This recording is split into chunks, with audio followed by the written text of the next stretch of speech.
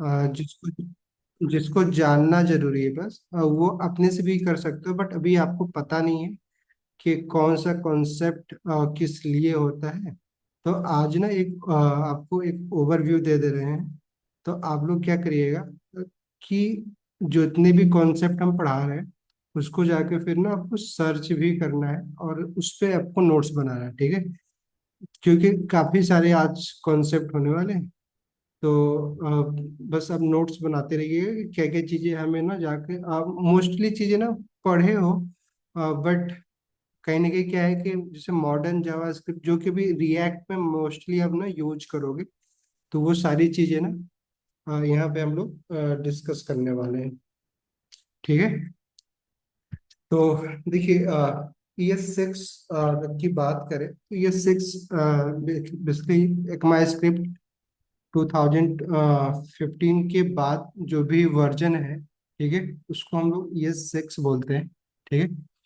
उससे पहले कुछ फंक्शनैलिटी थी कि जो 2015 से पहले यूज हो रही थी किसी पार्टिकुलर कुलर वर्क के लिए, बट अभी 2015 के बाद कुछ स्पेसिफिक फंक्शन या फिर सिंटैक्स हमें ना अवेलेबल हुए, जिसकी हेल्प से हम लोग बेसिकली उस पार्टिकुलर कोड को और भी इजी तरीके से हम लोग यूज कर सकते हैं, ठीक है?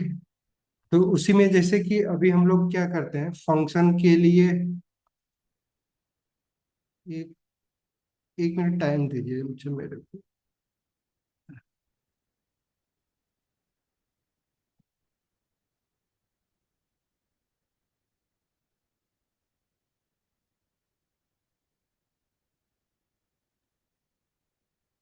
सर आपकी स्क्रीन नहीं शेयर है।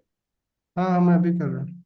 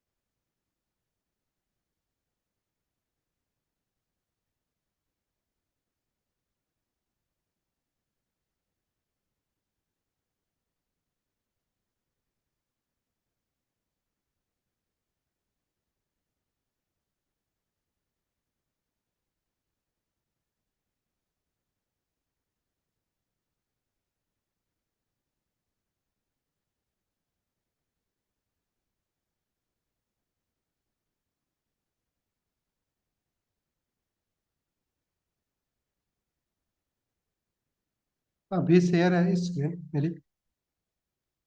Yes sir. चलो तो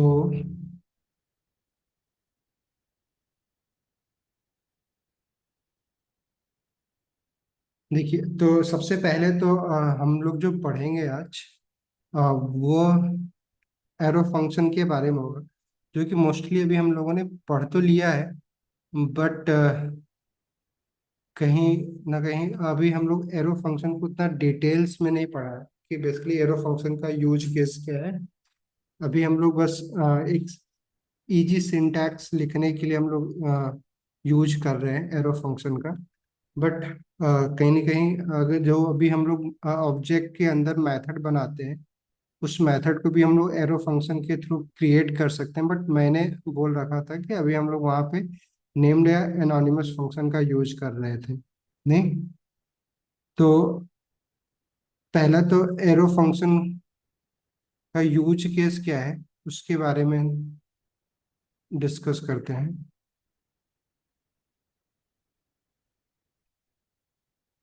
ओके, मैं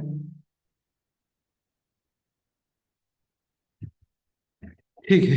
तो एरो फंक्शन क्रिएट करने के लिए हमें सिंपल सिंटैक्स तो आपको पता ही है, क्यों? यस। तो आज मोस्टली ना थ्योरेटिकल देखने वाले हैं हम लोग। मैं एक मिनट स्टार्ट कर लें।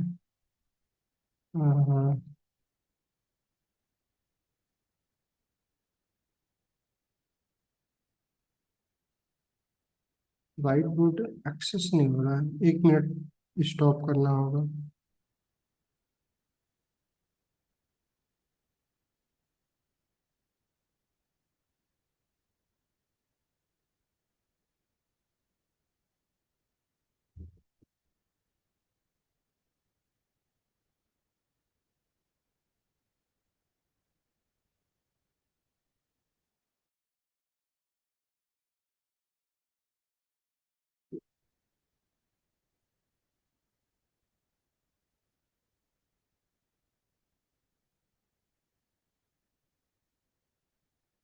वाइट पे ही कर लेना, कोई दिक्कत तो है नहीं। No sir. ठीक है। तो एरो फंक्शन की अगर बात करें,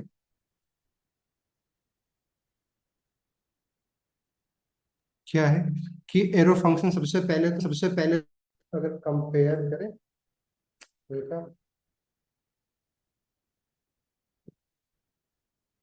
तो जैसा कि अगर हमें पता है कि एरो फंक्शन में हमें बाय डिफॉल्ट रिटर्न कीवर्ड, अगर हमें सिंगल लाइन में अगर हमें रिटर्न करना हो तो बाय डिफॉल्ट एरो फंक्शन क्या करता है, हमें मतलब रिटर्न वैल्यू रिटर्न करता है इम्प्लिसिटली। ठीक है। हमें मतलब वहाँ पर रिटर्न कीवर्ड का यूज करना नहीं होता है। जैसे कि अगर हम लोग अगर एक सिंपल फंक्शन बनाए, जस्ट लाइक यूजर नहीं, और अगर यहाँ पे अगर जस्ट नेम अगर एक करें, तो हमें क्या करना होगा कि अगर हमें इस यूजर को अगर रिटर्न करना है तो हमें क्या करना था, हम लोग क्या करते हैं कि रिटर्न कीवर्ड का यूज करते हैं, और देन हमारा ये कोड होता है। देन उसके बाद अगर हमें कॉल करना होता है तो हम लोग क्या करते हैं कि यूजर फंक्शन को बेसिकली कॉल कर लेते हैं विथ यूजर। अगर हमें पास करना है तो हम यहाँ पे जस्ट लाइक कि अगर ठीक है,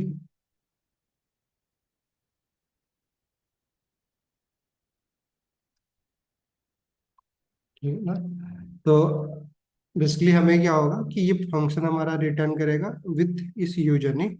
बट अगर हम यही काम अगर हमें एरो फंक्शन में करना है तो इतना बड़ा सिंटैक्स हमें लिखने की जरूरत नहीं होती है। एरो फंक्शन क्या होता है, ये हमारा नेम्ड फंक्शन है, और जिसको हम ट्रेडिशनल फंक्शन भी बोल सकते हैं, बट नेम्ड फंक्शन बोलते हैं क्योंकि इसमें हमने क्या किया, फंक्शन का नेम डिक्लेयर किया है। वहीं अगर इसी फंक्शन को अगर हमें एरो फंक्शन में कन्वर्ट करना हो तो हम लोग क्या करेंगे, क्या सिंटैक्स होता है हमारा, क्यों? सर पैरेंथेसिस लगा के एरो यूज करेंगे इज इक्वल टू सिंपल और ग्रेटर। नहीं, कि हम लोग क्या करते हैं एरो फंक्शन बनाने के लिए हमें पहले तो ये फंक्शन कीवर्ड हटा लेते हैं। ठीक है। और जो ये नेम है, फंक्शन कीवर्ड और नेम, ये दोनों हम रिमूव कर लेते हैं। हम सीधे डायरेक्टली क्या लगाते हैं, पैरेंथेसिस लगाते हैं। ठीक है। अब इस पैरेंथेसिस में अगर हमें कोई पैरामीटर पास करना है तो हम लोग इस पैरेंथेसिस में पैरामीटर पास कर लेंगे। ठीक है। और जो भी पैरामीटर है,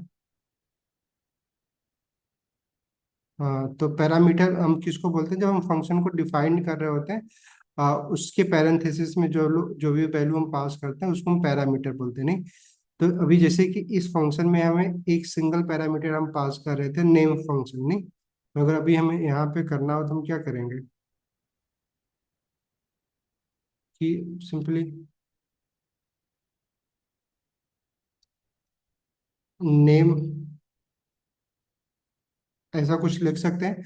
और क्योंकि ये एरो फंक्शन हम बना रहे हैं, एरो फंक्शन का सिंटेक्स क्या है कि हमें इक्वल का साइन लगा के देन ग्रेटर देन का साइन लगाना होता है, जो कि एक एरो सिंटेक्स क्रिएट होता है। देन उसके बाद हम क्या कर सकते हैं कि अगर हमें एक सिंगल लाइन ही अगर कोड लिखना है तो बाय डिफॉल्ट अगर मान लीजिए हमें यहाँ पे अभी हमने क्या किया था, इस कोड में से जो भी नेम बेसिकली हम प्रोवाइड करने वाले हैं, उसको हम लोग रिटर्न किए थे। यहाँ पे हम लोग डायरेक्टली क्या कर सकते हैं कि हम लोग अगर डायरेक्टली नेम लिखते हैं तो बाय डिफॉल्ट क्या होगा कि ये हमारे एरो फंक्शन इस नेम को हमें रिटर्न कर देगा। तो जो हम लोग इतना सारा कोड लिखे थे नेम फंक्शन में, हमें एक लाइन में हम क्या कर ले रहे हैं, उसी कोड को उसी फंक्शन को एक लाइन में हम लोग डिफाइन कर ले रहे हैं। नहीं, क्लियर? और हम लोग क्लियर। क्योंकि इस फंक्शन को हमें कॉल करना है, तो एरो फंक्शन को हम लोग क्या करेंगे, किसी भी एक वेरिएबल में स्टोर कर लेंगे। नहीं, तो अगर हमें स्टोर करना है, कट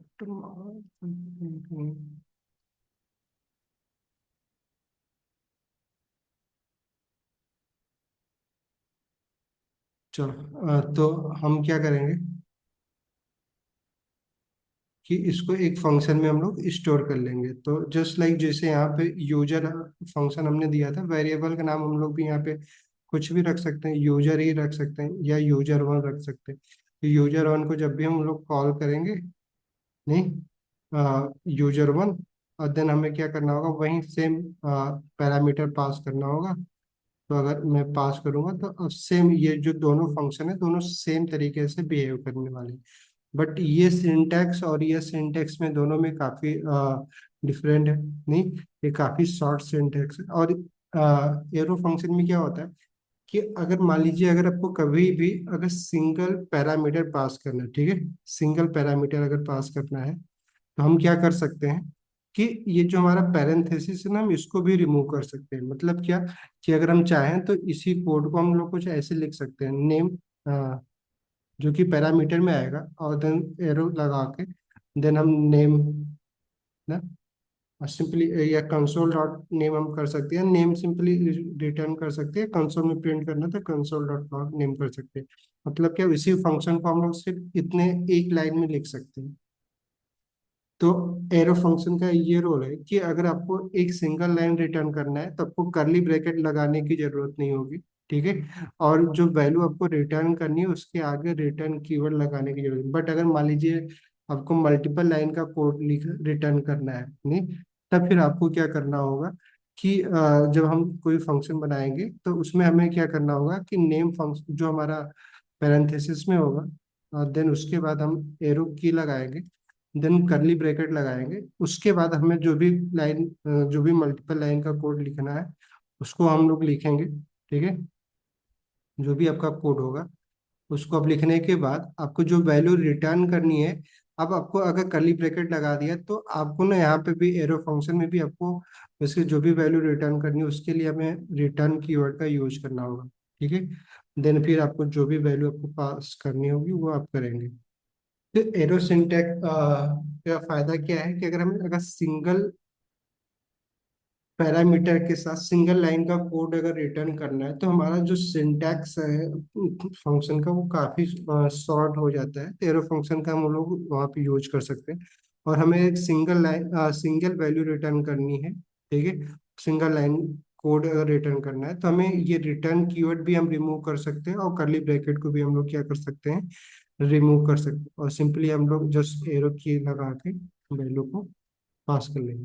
बट यहाँ पे एक चीज और है, देखना ही है आपको, क्या देखना है कि अगर मान लीजिए सपोज दैट कि आपको ये जो वैल्यू पास करनी है वैल्यू क्या हो, एक ऑब्जेक्ट हो। नहीं, तो ऑब्जेक्ट क्या होगा, सिंपल ऑब्वियस बात है कि एक अगर आपको एक ऑब्जेक्ट अगर क्रिएट करना है तो हमें करली ब्रैकेट लगाना होगा।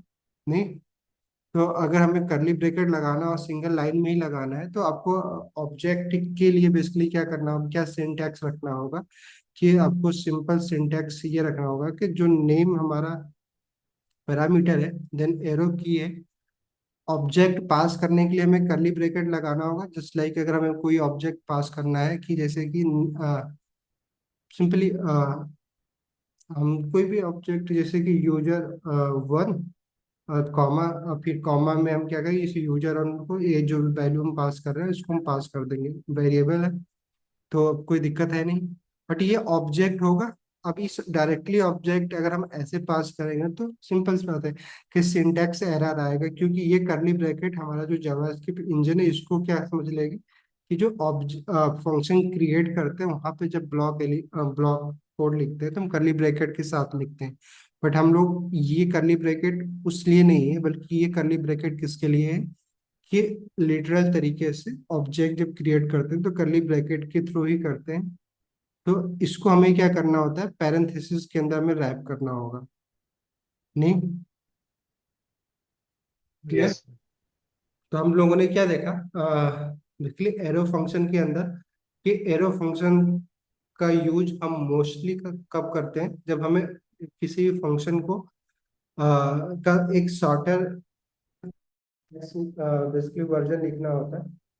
तो हम लोग क्या करते हैं, एरो कीवर्ड का यूज कर लेते हैं। एरो कीवर्ड में हमने क्या देखा फिर कि अगर हमें एक सिंगल लाइन कोड रिटर्न करना है तो हम लोग बड़ा इजीली करली ब्रैकेट को रिमूव कर लेते हैं। ठीक है, करली ब्रैकेट को हम लोग रिमूव कर सकते हैं। और उस वैल्यू को रिटर्न करने के लिए हमें रिटर्न कीवर्ड, जो कि फंक्शन में हमने देखा है कि फंक्शन से अगर कोई भी वैल्यू रिटर्न करना चाहते हैं हम क्या करते हैं, रिटर्न कीवर्ड का यूज करते हैं। बट एरो एरो फंक्शन के केस में क्या है कि बाय डिफॉल्ट हमारा वैल्यू क्या हो जाएगी, रिटर्न हो जाएगी। तो हम सिंपल और भी सिंपल सिंटैक्स में लिख सकते हैं। और दूसरा हमने क्या देखा कि अगर पैरामीटर, अगर हमारे पास सिंगल पैरामीटर हो तो हम लोग सिंगल पैरामीटर के लिए हम क्या कर सकते हैं कि अपने जो पैरेंथेसिस है उसको भी हम लोग रिमूव कर सकते हैं। बट यहाँ पे आपको ये ध्यान देना है कि अगर आपको डबल पैरामीटर है, ठीक है, दो पैरामीटर अगर पास करें, जस्ट लाइक कि अगर नेम प्लस साथ ही में एक और पैरामीटर पास करें, तब आप पैरेंथेसिस को रिमूव नहीं कर सकते। नहीं, और अगर पैरामीटर नहीं है तो भी नहीं रिमूव कर सकते। बस सिंपल सिंगल पैरामीटर के लिए हम ये सिंटैक्स लिख सकते हैं कि पैरेंथेसिस को क्या कर सकते हैं, रिमूव कर सकते हैं। क्लियर?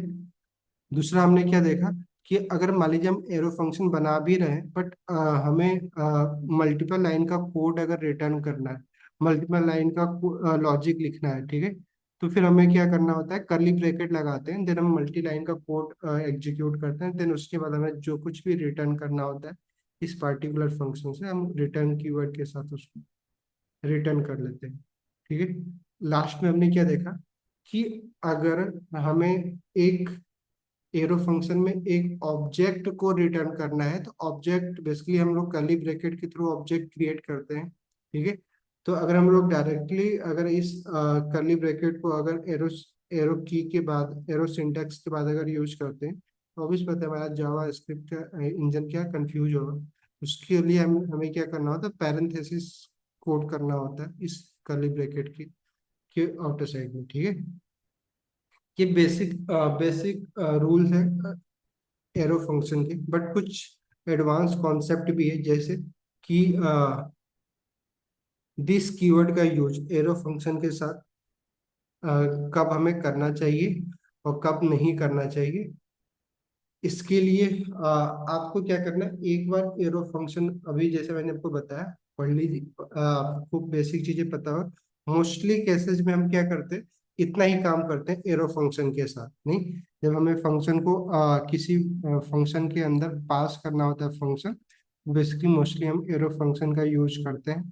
ठीक है, तो ये जो हमने फोर सिनेरियो अभी आपके साथ डिस्कस किया एरो फंक्शन का, तो मोस्टली केसेस में हम लोग क्या करते हैं, इसी चीजों का नहीं यूज करते हैं। क्लियर?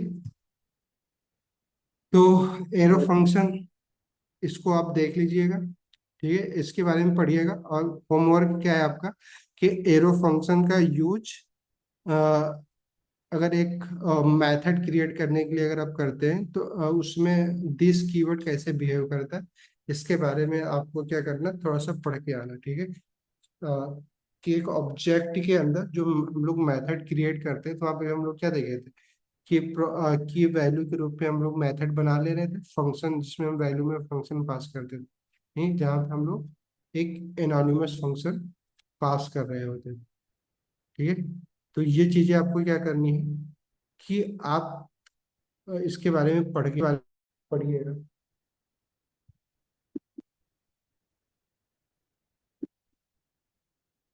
Okay, yes. बेसिकली ये सिक्स में जानने की जरूरत है जो कि ऑलरेडी हम लोगों ने पढ़ लिया है। फर्स्ट तो हमारा ये हो गया, नहीं। जो सेकेंड कॉन्सेप्ट हमें पढ़ना था, और उसको हम बोल बेसिकली हमें टेम्पलेट लिटरल के बारे में ही पढ़ना था। टेम्पलेट लिटरल जो कि ऑलरेडी हम लोगों ने पढ़ रखा, बैकटिक के बारे में। क्यों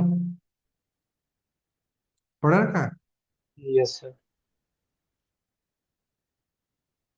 तो जो हमारा टेम्पलेट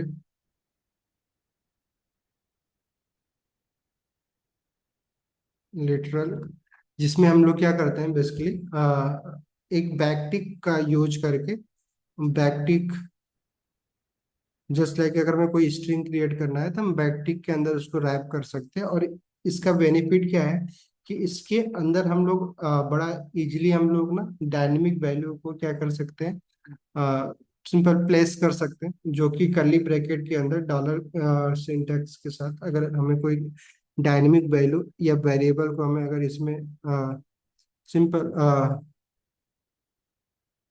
प्लेस करना है तो हम लोग बड़ा इजीली हम लोग क्या कर सकते हैं, प्लेस कर सकते हैं। तो जो कि अगर सिंपल से तरीके से अगर हम लोग स्ट्रिंग कॉन्कैटिनेशन करते थे प्लस साइन के साथ, नहीं, तो वहां पे हमें ये करना थोड़ा सा हमारा सिंटैक्स थोड़ा कॉम्प्लेक्स हो जा रहा था।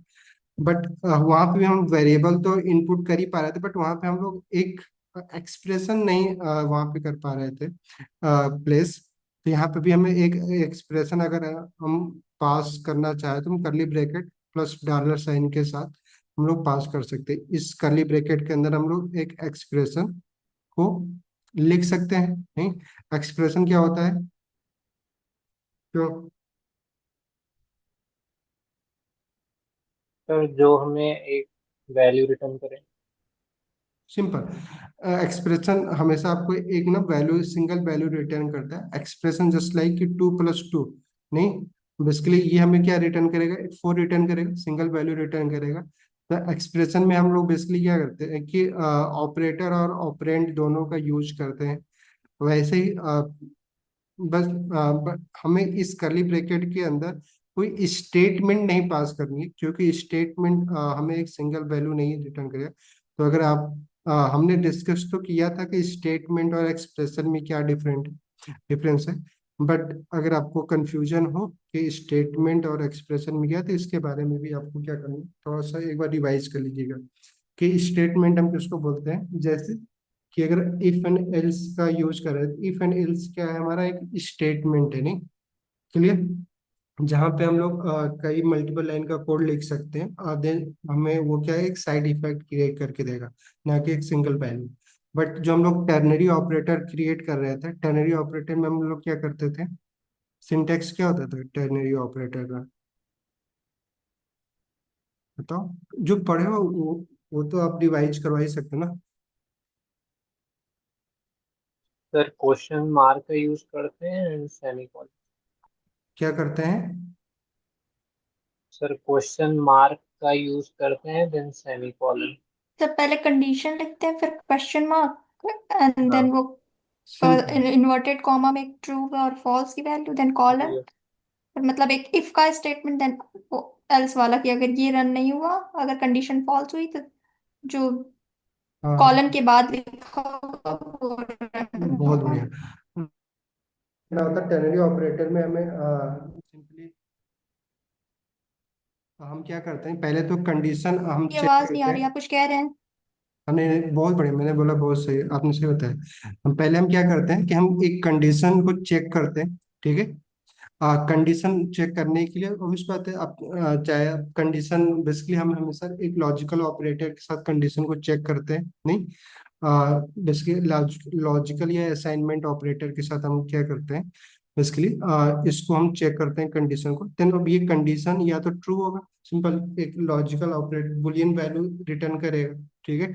और ये बुलियन वैल्यू जब रिटर्न करेगा, बुलियन वैल्यू या तो ट्रू होगी या तो फॉल्स होगी, नहीं, इसके इस कंडीशन के बेस पे जो भी ये बुलियन वैल्यू रिटर्न करेगा। तो अगर ये कंडीशन हमारा ट्रू रिटर्न करता है तो ऑब्वियस बात है, क्वेश्चन मार्क के बाद जस्ट बाद वाला जो कोटेशन के अंदर हमारा है, बेसिकली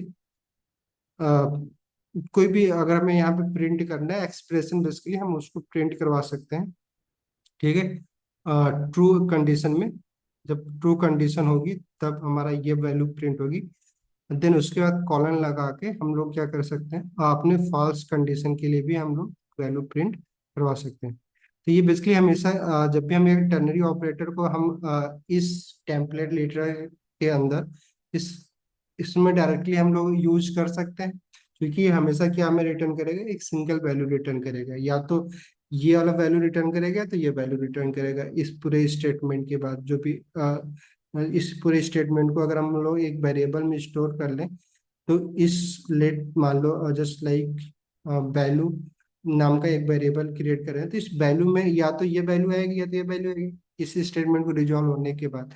तो इसी तरीके से इस वैल्यू को हम लोग यहाँ पे पुट कर सकते हैं, सिंपल वैल्यू लिख सकते हैं, या फिर पूरा एक्सप्रेशन ही लिख सकते हैं, या तो हम सिंपली इस एक्सप्रेशन को बाहर डिफाइन करके यहाँ पे हम लोग वैल्यू को एज ए वेरिएबल इसमें प्लेस कर सकते हैं। तो हमें जो मोस्टली अभी हम लोग ये इसका ही यूज करना है, टेम्पलेट लिटरल का यूज केस हम देखेंगे अभी जब भी रिएक्ट पढ़ेंगे। तो ये सारे सिंटैक्स जो भी हम आपको बता रहे हैं, तो जब रिएक्ट पढ़ेंगे तो मोस्टली केसेस में ना हम लोग यही सारे सिंटैक्स ना पढ़ने वाले हैं, मैं वहाँ पे यूज करने वाला है। इसलिए एरो फंक्शन के साथ अभी हम लोगों ने एरो फंक्शन के बारे में पहले डिस्कस नहीं किया था। क्यों नहीं किया था? क्योंकि मुझे पता था कि बाद में डिस्कस करना ही है। अभी भी यहाँ पे इसका जैसे बता रहे हैं दिस कीवर्ड का, क्योंकि वो प्रैक्टिकली समझाना ज्यादा बेटर होगा। जिसकी ऑब्जेक्ट बना के या फिर ना जस्ट लाइक कॉल बैक बना के, कि कॉल बैक के अंदर अगर हम arrow function this arrow function create करने के बाद उस एरो फंक्शन के अंदर दिस कीवर्ड यूज करते हैं, तो दिस कीवर्ड किस ऑब्जेक्ट को रिप्रेजेंट करता है, तो वो बना के दिखाएंगे आपको। बट अभी बस आपको इतना फेमिलियर होना है, क्योंकि स्टेप बाय स्टेप पढ़ना ज़्यादा जरूरी, एक ही बार में पूरा नहीं, एडवांस लेवल तक पढ़ना काफ़ी कंफ्यूज आपके लिए भी होगा। नहीं, तो अभी हम लोग एरो फंक्शन के ये सारे कॉन्सेप्ट हमें पढ़ना है, जानना है, क्योंकि अभी आगे जो भी प्रोजेक्ट करेंगे या फिर जावा सॉरी हम लोग लिखने वाले हैं, रिएक्ट पढ़ने वाले हैं, तो वहाँ पे हमें एरो फंक्शन का ही यूज करेंगे कंपोनेंट बनाने के लिए। ठीक है। टेम्पलेट लिटरल में हमने क्या देखा कि टेम्पलेट लिटरल बेसिकली हम क्या करते हैं कि जब हम एक स्ट्रिंग के अंदर अगर हमें वेरिएबल और प्लस स्टैटिक वैल्यू दोनों को बेसिकली मर्ज करना है, तो हम लोग टेम्पलेट लिटरल का यूज करते हैं। यहाँ पे हम लोग वेरिएबल या एक्सप्रेशन को करली ब्रैकेट जो हमारा सिंटैक्स होता है, जहाँ पे हम लोग एक एक्सप्रेशन को पुट कर सकते हैं उस स्ट्रिंग में, इस बैकटिक के अंदर।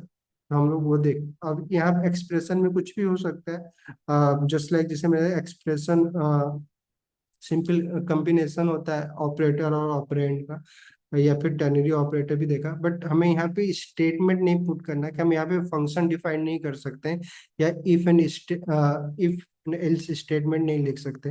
ठीक है, तो ये हमेशा याद रखिएगा कि हमें हमेशा क्या करना है, इसमें क्या पास करना है, एक्सप्रेशन या तो वैल्यू पास करनी है। ठीक है, टर्नरी ऑपरेटर हमने देख ही लिया। देन उसके बाद हमें बस इतना ही। अब टेम्पलेट लिटरल में दूसरी चीज, टेम्पलेट लिटरल के थ्रू ना हम लोग मल्टी लाइन स्ट्रिंग क्रिएट कर सकते हैं। मल्टी लाइन किसको बोल रहे हैं कि जस्ट लाइक अगर आप देखेंगे कि अगर जब हम लोग प्लस ऑपरेटर के साथ अगर स्ट्रिंग को कॉन्कैट करते हैं, तो वो हमेशा क्या करता है, एक सिंगल लाइन स्ट्रिंग आपको ना रिटर्न करेगा। एक ही लाइन, मल्टीपल लाइन की स्ट्रिंग आपको रिटर्न नहीं होती है उसमें। ठीक है, बट बैकटिक की हेल्प से हम लोग क्या कर सकते हैं, जस्ट लाइक कि अगर हम लोग बैकटिक लिखते हैं, हम लोग कुछ इस तरीके का भी सिंटैक्स पास कर सकते हैं।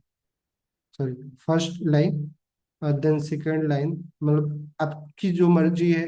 ठीक है, जितने मल्टीपल लाइन बेसिकली आपको हम क्या कर सकते हैं, यहाँ पे हम लोग क्रिएट कर सकते हैं, नहीं बैकटिक की हेल्प से। बट अगर प्लस ऑपरेटर के साथ अगर कॉन्कैट करेंगे, तो ऑब्वियस बात है ये सारा मर्ज होके सिंपल एक सिंगल वैल्यू में, वहां पे हम लोग स्पेस सिर्फ सिंगल स्पेस क्रिएट कर, मतलब जो क्योंकि हमने देखा होगा जब हम लोग प्लस साइन का यूज करते हैं, जैसे कि नेम प्लस कुछ भी, अगर हम लोग इसके साथ कोई दूसरी वैल्यू को, अगर दूसरी स्ट्रिंग को अगर हम लोग कॉन्कैट करते हैं, तो बेसिकली क्या होता है, स्पेस इन दोनों के बीच में नहीं होता। जस्ट लाइक ये कुछ ऐसा हमें क्रिएट होके मिलता है, नहीं सही है? अगर हमें स्पेस क्रिएट करना है, तो हमें इस वैल्यू के अंदर यहाँ पे डायरेक्टली स्पेस क्रिएट करना होता है। ठीक है, तो अगर हमें इस सिंटेक्स के साथ अगर मल्टी लाइन अगर हमें क्रिएट करना है तो काफी मतलब कॉम्प्लेक्स हमें ये सारी चीजें, वहाँ पे हमें फिर बैकटिक, जैसे कि हमने देखा था backtick slash N new line का यूज करेंगे, तो जो कि कॉम्प्लेक्स सिंटेक्स हो जाएगा। बट बैकटिक के साथ बड़ा इजीली हम मल्टी लाइन क्या कर ले रहे हैं, क्रिएट कर ले रहे हैं। क्लियर? तो ये हो गया। देन हमें थर्ड कॉन्सेप्ट क्या समझना है? ठीक है, थर्ड कॉन्सेप्ट हमारा क्या है? जैसे कि अभी हम लोग ना, अच्छा थ्योरी पढ़ रहे हैं, बट ना इस एग्जैक्टली इसको ना कोड में भी आप कन्वर्ट कर सकते हैं, आपकी मर्जी है। मैं यहाँ पे जो कर रहा हूँ ये सारा आपके पास रिकॉर्डिंग तो रहेगा ही रहेगा। तो आप क्या करिएगा कि इसी चीज के आगे एक बार एग्जैक्टली क्या करिएगा, प्रैक्टिस करिएगा। देन उसके बाद आपको क्या करना है कि फिर उसके अकॉर्डिंग आपको अगर कुछ चीजें पढ़नी है तो उसको पढ़ते जाइएगा और उसको फिर प्रैक्टिस करते जाइएगा। नहीं? क्लियर? तो फंक्शन था, हम फंक्शन एरो फंक्शन में आपको कोई दिक्कत तो है नहीं? ठीक है, टेम्पलेट लिटरल भी हमने पढ़ ही लिया है। नहीं? देन उसके बाद आपको क्या करना है कि डी स्ट्रक्चरिंग करके एक कॉन्सेप्ट है, जो कि पिछली बार हम लोगों ने डिस्कस किया था, बट अभी हमें फिर से पढ़ना है, इसको जानना है। डी स्ट्रक्चरिंग का यूज हम क्या करते हैं? बेसिकली ये एक असाइनमेंट ही है, फंक्शन मैंने ठीक है। डी स्ट्रक्चरिंग करने का मतलब क्या है कि अगर हमें मान लीजिए अगर कोई एक हम सपोज दैट कि अगर हम हमें एक एरे क्रिएट करना होता है तो हम क्या करते हैं, सिंपली स्क्वायर ब्रैकेट का यूज करते हैं। नहीं? अ, क्यों ऐसे ही होता है? अगर हमें मान लीजिए सपोज दैट वहाँ पे एक एरे क्रिएट करना, 1 2 3, ये हमारा क्या हो गया, एक एरे हो गया। क्लियर? नहीं? और अगर हम इस एरे को चाहें तो हम क्या करते हैं, सिंपली अभी हम एक वेरिएबल में हम स्टोर कर लेते हैं, जिसको हम क्या बोल सकते हैं, नंबर बोल सकते हैं। नहीं? क्लियर? तो अगर हमें मान लीजिए पहली वैल्यू को अगर गेट करना है तो हमारे पास हम लोग अभी अभी हम लोग क्या करते आए हैं?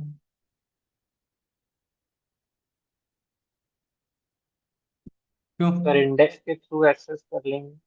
हाँ, तो क्या करते हैं, क्या सिंटैक्स लिखते हैं? सर ये जो नंबर्स है ना, इसके बाद फिर स्क्वायर ब्रैकेट लगा के उसमें इंडेक्स सिंपल। नंबर दे। या हम क्या करते हैं कि जो एरे, जो वेरिएबल नेम है जिसमें हमारा एरे स्टोर है, हम उस वेरिएबल का नाम लिखते हैं नंबर। ठीक है, और देन हम स्क्वायर ब्रैकेट, अगर हमें पहला एलिमेंट ही चाहिए तो हम 0 इंडेक्स दे देते हैं स्क्वायर ब्रैकेट के अंदर। तो हमें क्या मिल जाएगा, सिंपली अगर हम देखें तो हमें 1 रिटर्न हो जाएगा इस सिंटेक्स के साथ। क्यों? अगर हमें ये लास्ट वाला इंडेक्स वैल्यू चाहिए, 3 चाहिए, तो हम क्या करेंगे, नंबर। ठीक है, और देन हमें क्या करना होगा, 2 इंडेक्स वैल्यू, क्योंकि 0 एरे हमारा क्या 0 इंडेक्सिंग वैल्यू होती है कि इसका इंडेक्स 0 से शुरू होता है, 0 1 2।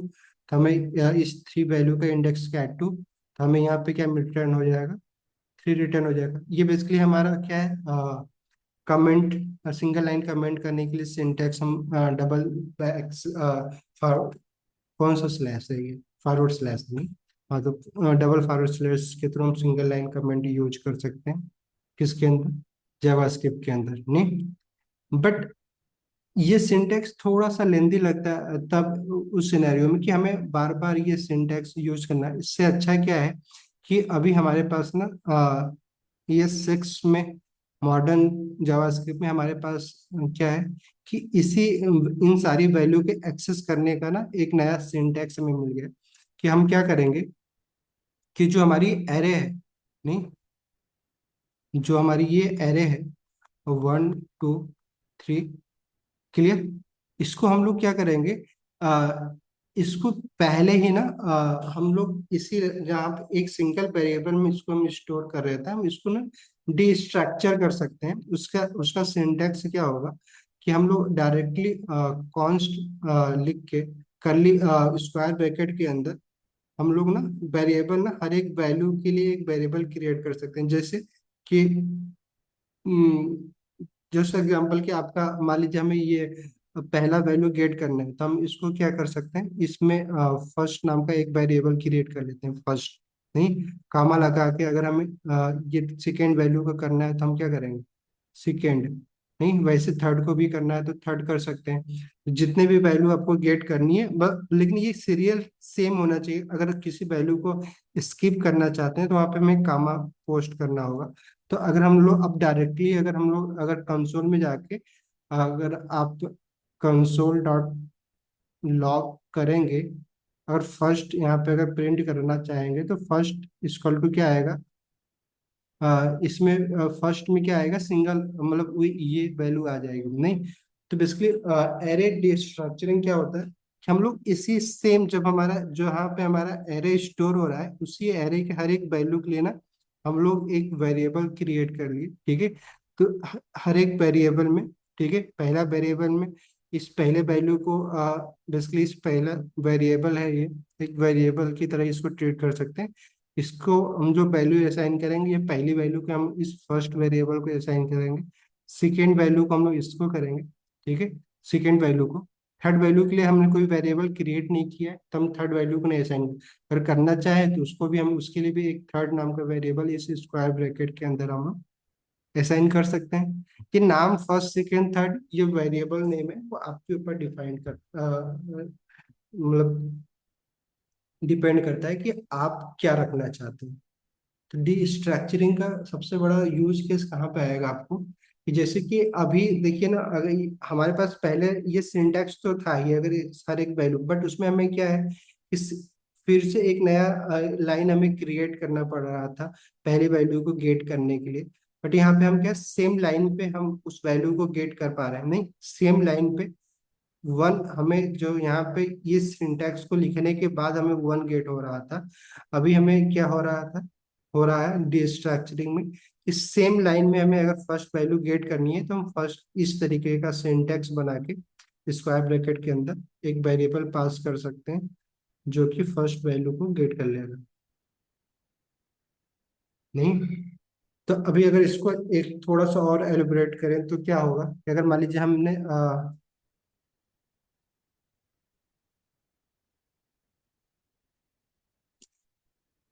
अगर कुछ हम लोग ऐसा बनाए जस्ट लाइक कि चलो एप्पल, ठीक है, देन बनाना, और देन हमारा क्या होगा, ऑरेंज। ठीक,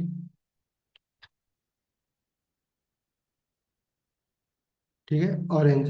तो अभी अगर हमें जैसे कि भी हमने बताया था कि अगर हमें इस एप्पल को अगर हम चाहें तो इसको एक हमारे पास पुराना जो हमारा सिंटैक्स क्या था कि हम एक वेरिएबल में इसको स्टोर कर लें, फिर स्क्वायर ब्रैकेट सिंटैक्स के साथ एक्सेस कर लें। बट अभी हम लोगों ने क्या पढ़ लिया, ये डी स्ट्रक्चरिंग नाम का एक फंक्शन पढ़ लिया बेसिकली, जिसको हम लोग क्या बोलते हैं, डी स्ट्रक्चरिंग सिंटैक्स, जो हमारा है असाइनमेंट बोल लो या ये असाइनमेंट ही है बेसिकली, जो हमारा ये इक्वल लगा के हम असाइन ही तो कर रहे हैं इस वैल्यू को इस वेरिएबल के साथ। नहीं, असाइनमेंट। तो ये पढ़ने के बाद अब अगर हमें इसको भी अगर इसी डिस्ट्रक्चरिंग के थ्रू हमें इसको असाइन करना हो वैल्यू, तो वेरिएबल को तो कैसे हम कर पाएंगे, हर एक अगर हमें सिर्फ एप्पल और ऑरेंज को क्या करना है, एक वेरिएबल में स्टोर करना है, बनाना को स्किप करना है, तो कैसे करेंगे, अभी जो अभी हम लोगों ने डिस्कस किया उसके बेस पे। क्यों, तो सर बताओ। एक बार फिर से पूछिए। मैं बोल रहा हूँ कि जैसे भी यहाँ पे हम लोगों ने फर्स्ट और सेकेंड नाम का दो बेसिकली वैल्यू पास किए थे, यहाँ पे एलिमेंट पास किए थे इस स्क्वायर ब्रैकेट के अंदर, जिसको हम क्या बोल रहे थे कि ये एक वेरिएबल की तरह ट्रीट कर सकते हैं। इस वेरिएबल में ये वैल्यू क्या होगी, स्टोर होगी, इस वेरिएबल में ये वैल्यू स्टोर होगी। थर्ड के लिए हमने यस। कोई यहाँ पे वेरिएबल क्रिएट किया नहीं था, बट यहाँ पे हम क्या चाहते हैं कि पहली वैल्यू और थर्ड वैल्यू को गेट किया जाए। ठीक है, तो इसके लिए हमें यहाँ पे सिंटैक्स क्या लिखना होगा, सिंपल स्ट्रक्चरिंग के थ्रू अगर हम एक्सेस करना चाहें तो।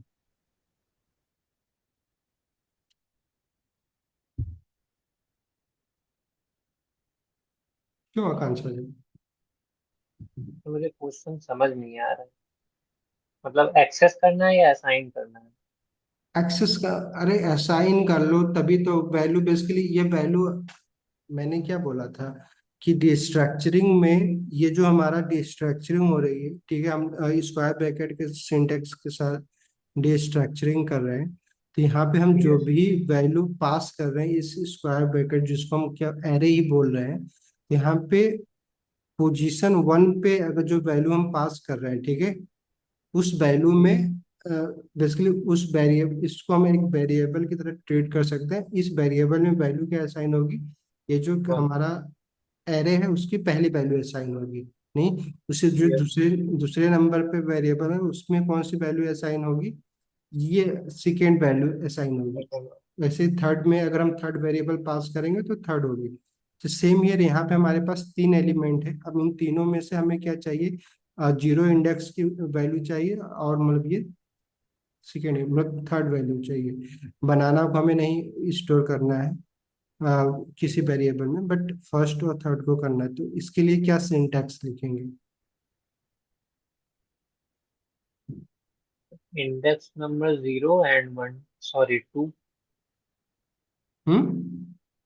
इंडेक्स नंबर 0 से एप्पल एक्सेस हो जाएगा, और इंडेक्स नंबर 2 से हमारा नेक्स्ट वाला। भाई डिस्ट्रक्चरिंग की मैं बात कर रहा हूँ, इंडेक्स वैल्यू कहाँ से आ गई अब सर ये। मतलब जैसे आपने कॉन्स फर्स्ट सेकंड ऊपर लिखा है, वैसे ही यहाँ नीचे क्या लिखा है वो पूछ रहे हैं आप। तो कैसे लिखेंगे वही तो मैं पूछ रहा हूँ। चलो। सिंपल, जैसे वहां पे तीन दिए गए हैं, एप्पल, बनाना और जो थर्ड वाला फ्रूट है, वैसे यहाँ पे तीन वेरिएबल हम पास कर देंगे। कि तीन वेरिएबल, मैंने क्या बोला, हमें सिर्फ दो ही वैल्यू चाहिए, तो तीन वेरिएबल पास करना जरूरी है। हाँ सर, नहीं तो उसको समझ कैसे आएगा? हाँ। सर उसको फिर समझ कैसे आएगा अगर हम लोग तीन वैल्यू नहीं पास करेंगे, सिर्फ दो पास करेंगे तो उसमें सिर्फ इंडेक्स नंबर 0 स्टोर होगा पहली वाली में, और इंडेक्स नंबर 1 स्टोर होगा। चलो, तो मैंने यही तो अभी डिस्कस किया था कि हमें क्या करना होता है कि हमें जिस भी इंडेक्स वैल्यू बेसिकली जिस भी पोजीशन की वैल्यू चाहिए उस पोजीशन के लिए हम यहाँ पे एक वेरिएबल क्रिएट करते हैं। जैसे कि हमें पहले जीरो पोजीशन के लिए एक वैल्यू चाहिए, बेसिकली हमें इस जीरो पोजीशन की वैल्यू चाहिए। जीरो पोजीशन पे एक वेरिएबल हमें स्टोर करना होगा जिसको हम क्या बोल सकते हैं, फ्रूट्स 1, नहीं, बोल सकते हैं। Yes sir. देन कामा लगाएंगे। फ्रूट 2। दूसरे दूसरे पोजीशन की वैल्यू हमें चाहिए नहीं। सर तो तभी सर स्पेस कर दे वेरिएबल। तो। दूसरे नहीं चाहिए था, हम वहां पे सिर्फ सिंपल क्या करेंगे, उसके लिए कामा लगा लेंगे, ठीक स्पेस। है। सिंपल स्पेस देके कामा लगा लेंगे, और देन उसके बाद थर्ड वैल्यू के लिए हम क्या करेंगे, ये थर्ड इंडेक्स के लिए एक तीसरा वेरिएबल पास कर लेंगे, जस्ट लाइक ये फ्रूट। नहीं। लेकिन सर ये सही प्रैक्टिस तो नहीं है देखा जाए तो। क्यों। सर अगर मान लीजिए हमें कभी सेकेंड वाला एक्सेस करना हुआ तो हमें यहाँ पे जाके फिर से करेक्शन करना पड़ेगा। क्या यार, मैं बोल रहा हूँ कि ये आप अपने नीड के अनुसार ही तो बना रहे हो। ओके। यस सर, ठीक है। नहीं, आप हाँ। ये स्क्वायर ब्रैकेट लगाते हो तो अपने नीड के अनुसार ही तो यहाँ पे इंडेक्स वैल्यू देते हो ना, कि सारी वैल्यू के लिए भी स्क्वायर ब्रैकेट लगा लेते हो। नहीं, आपको जिस हाँ। जिस वैल्यू की जरूरत होती है उसका इंडेक्स वैल्यू देते हो। नहीं, यस। तो सेम है यहाँ पे भी, आपको जिस पोजीशन की वैल्यू चाहिए उसके लिए आप ये डिस्ट्रक्चरिंग कर रहे हैं। ओके। क्लियर। Yes sir. तो डिस्ट्रक्चरिंग बेसिकली क्या है कि आपको सेम लाइन पे आपको एग्जैक्ट वैल्यू मिले, आपको दूसरी लाइन यूज करने की जरूरत नहीं है, जस्ट लाइक ये इंडेक्स वैल्यू का यूज करके आप ना दोबारा आप लिखें। तो एक शॉर्टर सिंटैक्स है, ठीक है। आप डिस्ट्रक्चरिंग का यूज यहाँ पे, जैसे कि अभी आप मान लो सपोज दैट एपीआई कॉल कर रहे हो, वहां पे हमें क्या मिलता है कि मोस्टली केसेस में आप देखेंगे कि आपको इतना नहीं, बहुत नेस्टेड एरे या फिर ऑब्जेक्ट बेसिकली ना, एरे ऑफ ऑब्जेक्ट मिलता है। तो आपको अगर पहला एरे के अंदर की पहला ऑब्जेक्ट एक्सेस करना है तो हम क्या करते हैं, पहले उस पूरे जो वैल्यू आती है उसको एक वेरिएबल में स्टोर करते हैं, फिर स्क्वायर ब्रैकेट का यूज करके करते हैं। तो हम क्या कर सकते हैं, डायरेक्टली इसका यूज करके पहली वैल्यू को हम गेट कर सकते हैं किसी पार्टिकुलर ऑब्जेक्ट को। नहीं, फिर उस ऑब्जेक्ट को डिस्ट्रक्चरिंग थ्रू उसके अंदर की वैल्यू को गेट कर सकते हैं। तो ये सिर्फ ये सिंटैक्स है, ठीक है, जो आपको याद रहे कि डिस्ट्रक्चरिंग का यूज आगे जाके ना अभी काफी यूज करेंगे। जब रिएक्ट पढ़ेंगे ना, तो ये डिस्ट्रक्चरिंग ही हम लोग यूज करेंगे मोस्टली केसेस में, कि जब भी हमें एरे की जो वैल्यू है, ठीक है, उसको किसी पार्टिकुलर वैल्यू में अगर स्टोर करना है, ठीक है, उस वैल्यू को गेट करके एक एरे के मतलब किसी वैल्यू में स्टोर करना है, तो हम लोग इस वाले सिंटेक्स का यूज करेंगे डिस्ट्रक्चरिंग का। तो याद रखिएगा कि डिस्ट्रक्चरिंग ये सिंटेक्स ऐसा इसको ना नॉर्मली स्किप मत कर दीजिएगा कि काम तो हमारा हो ही रहा है, स्क्वायर ब्रैकेट के साथ तो हम काम कर ही रहे हैं, इसलिए मैंने बताया स्क्वायर ब्रैकेट के साथ कर सकते हैं, बट आगे जाके जब रिएक्ट पढ़ेंगे तो हमें ना, जब भी हम वहाँ पे वो कॉल करेंगे, जैसे यूज स्टेट को कॉल करेंगे, तो वो हमेशा हमें ना दो वैल्यू रिटर्न करते हैं, एरे की दो वैल्यू रिटर्न करती है, तो उसको हम लोग हमेशा उसको डिस्ट्रक्चरिंग के थ्रू उस वैल्यू को गेट करेंगे ना, ऐसे ही करेंगे, ठीक है, तो याद रखिएगा ये बात। और सेम हियर कि अगर ये तो एक एरे के लिए डिस्ट्रक्चरिंग हो, वैसे ही ऑब्जेक्ट के वैल्यू को भी हम लोग क्या कर सकते हैं, डिस्ट्रक्चर कर सकते हैं। जैसे कि ऑब्जेक्ट मान लीजिए है कोई, ठीक है, जस्ट लाइक ऑब्जेक्ट क्या होता है कि जैसे कि मान लीजिए ये नेम कामा, जस्ट लाइक कोई भी चलो प्रदीप, ये नेम हो गया, पहला की होगी, तो सेकेंड की के लिए हम लोग क्या करेंगे, नहीं सिंपली अगर देखा जाए तो, नहीं, हमें क्या करना होता है, अगर हम करते हैं तो हम क्या करेंगे कि अब कुछ ऐसा ऑब्जेक्ट बनाएंगे, अगर हमें इस ऑब्जेक्ट को हम चाहें, सेम पहले हमारे पास क्या तरीका था, हम इस ऑब्जेक्ट को सिंपली एक वेरिएबल में स्टोर कर लें, जिसको हम लोग कुछ भी नाम दे सकते थे, ऑब्जेक्ट दे दो, जो भी नाम देना है, या फिर ना जस्ट लाइक इसको भी हम लोग यूजर बोल सकते हैं, क्योंकि यूजर ही तो है। तो यूजर नाम का एक ऑब्जेक्ट क्रिएट कर लेते हैं, फिर उसका यूजर डॉट नेम लिखेंगे तो हमें ये वैल्यू गेट हो जाएगी, यूजर डॉट एज लिखेंगे तो हमें ये वैल्यू गेट हो जाएगी। ऐसा ही सिंटेक्स लिखते थे हम लोग यूजर ऑब्जेक्ट के साथ। क्यों, नेम अगर हमें चाहिए तो हम लोग क्या करते थे, ऐसे ही तो कर रहे थे ना, user dot dot. Name, yes. नहीं, तो हमें क्या वैल्यू रिटर्न होती थी, ये वैल्यू रिटर्न हो जाएगी जो भी इस नेम प्रॉपर्टीज में बेसिकली की के अंदर स्टोर है। नहीं, वैसे इसी तरीके से अगर यूजर डॉट एज करेंगे तो हमें क्या रिटर्न हो जाएगा, जस्ट लाइक जो वैल्यू उसमें रिटर्न हुई, ठीक है, क्लियर। लेकिन अब यहाँ पे हमें क्या है, इसको भी हम लोग डिस्ट्रक्चर कर सकते हैं। डिस्ट्रक्चर करने के लिए जो सिंटेक्स यहाँ पे हम लोग यूज कर रहे थे, क्योंकि ये एरे के लिए डिस्ट्रक्चर था तो हम लोग स्क्वायर ब्रैकेट का यूज कर रहे थे, नहीं, बट अगर हमें यहाँ पे अगर यूज करना है तो हम क्या करेंगे कि हमें ऑब्जेक्ट डिस्ट्रक्चरिंग के लिए कॉन्स्ट ऑब्जेक्ट का यूज करना है, ठीक है, किसका यूज करेंगे हम लोग, ऑब्जेक्ट का। और यहाँ पे जो हम लोग बेसिकली वेरिएबल का नाम देंगे, एग्जैक्ट जैसे ये फ्रूट है, फ्रूट टू है, इसका नाम कुछ भी आपको रखना है रख लीजिए, नहीं, क्योंकि वो एक वेरिएबल वेरिएबल है, ठीक है, वो वो डायनेमिक है, आपकी मर्जी है, आपका जो मन करे वो रख लीजिए, ठीक है, ए बी सी डी जो भी आपको मन करे रख लीजिए। बट ऑब्जेक्ट की केस में यहाँ पे जो भी हम वेरिएबल क्रिएट करेंगे वो एग्जैक्टली जो इसका यहाँ पे की है, वही वेरिएबल हमें नाम ना क्रिएट करना है, या फिर हम उसको चेंज कर सकते हैं एलियस के थ्रू, बट अभी ये बस इतना समझिए कि हमें एग्जैक्टली यहाँ पे जो वेरिएबल का नाम रखना है वो क्या रखना है, जो यहाँ पे प्रॉपर्टी की का नाम रहेगा। जैसे कि यहाँ पे अगर हमें बनाना होगा, डिस्ट्रक्चर करना होगा, तो हम क्या करेंगे, नेम कामा एज, नहीं, क्लियर। तो डायरेक्टली अब हमें ये वाला सिंटेक्स लिखने की जरूरत नहीं होगी, यूजर डॉट नेम, हम डायरेक्टली नेम को कंसोल करेंगे तो हमें प्रदीप मिल जाएगा, एज करेंगे तो वैल्यू मिल जाएगी, नहीं। तो ये जो अभी हम यहाँ पे यूज कर रहे थे ये वाला सिंटेक्स, इसको करने की जरूरत नहीं पड़ेगी, डिस्ट्रक्चरिंग सेम लाइन पे हम उसको क्या कर कर ले रहे हैं, डिस्ट्रक्चर कर ले रहे हैं। क्यों, समझ में आया डिस्ट्रक्चर। Yes sir. सेम यहाँ पे भी हम लोग स्किप कर सकते हैं जस्ट डैश लगा के, नहीं, तो आपकी मर्जी है। सर आप अभी तो एक दो ऑब्जेक्ट है तो फिर हम इसे यूज कर ले रहे हैं तो थोड़ा ऐसे इजी लग रहा है कि ठीक है इधर नेम और एज या एक और कोई वेरिएबल इधर कांस्टेंट के साथ दे दिया, अगर उससे बहुत ज्यादा जैसे 8-10 ऑब्जेक्ट होंगे तब भी हम्म। ऐसे ही करेंगे। मतलब थोड़ा वो नहीं हो जाएगा कि पहले इधर भी कांस्टेंट के साथ इतने सारे नेम आप वेरिएबल बनाए फिर उधर ऑब्जेक्ट बनाए हाँ एक्सेस हाँ। करने के लिए। नहीं, देखिए क्या है ना कि ऑब्जेक्ट की केस में तो पहली बात तो ये जस्ट लाइक इसका सीरियल तो डिपेंड करता नहीं है, नहीं।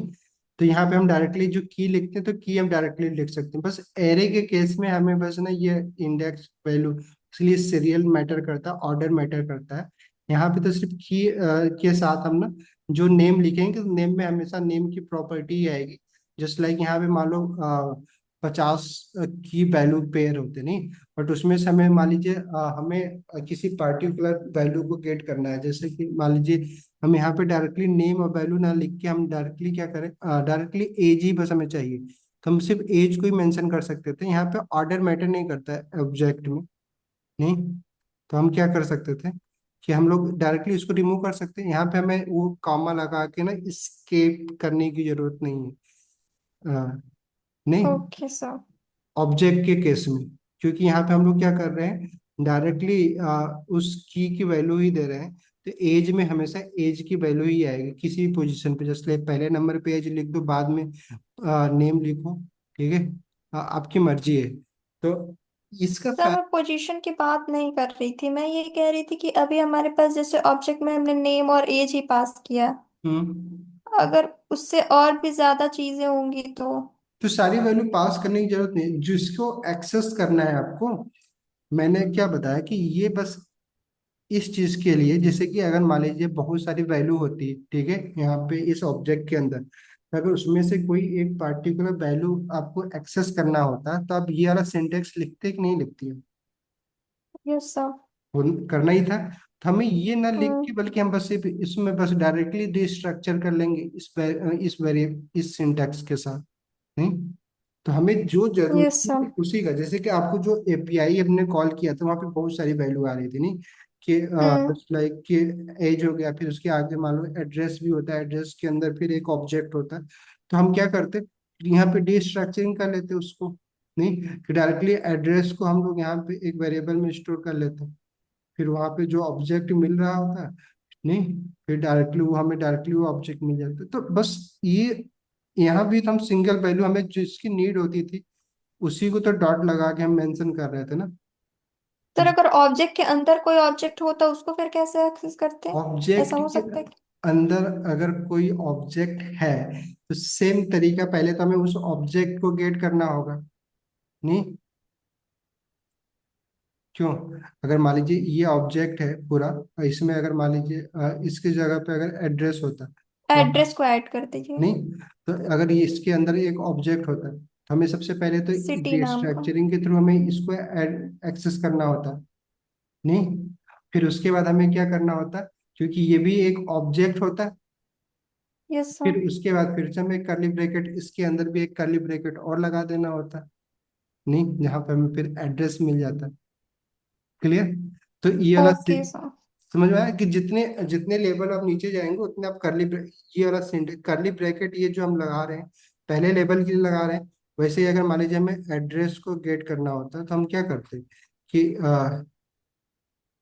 हम सिंपल कुछ इस तरह का सिंटेक्स लिखते कि जो हमारा एड्रेस है, पहले तो एड्रेस हमें गेट हो जाता, फिर इसमें भी एक वैल्यू होती, जो भी चीजें हैं, तो उसके अंदर मान लो सिटी होता, नहीं।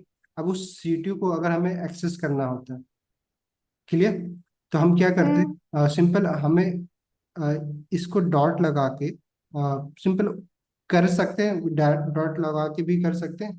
अगर आप चाहें तो इसको फिर से डिस्ट्रक्चर करने के लिए कॉलन लगा के और फिर से आप इसको डिस्ट्रक्चर कर सकते विथ सिटी, ठीक है।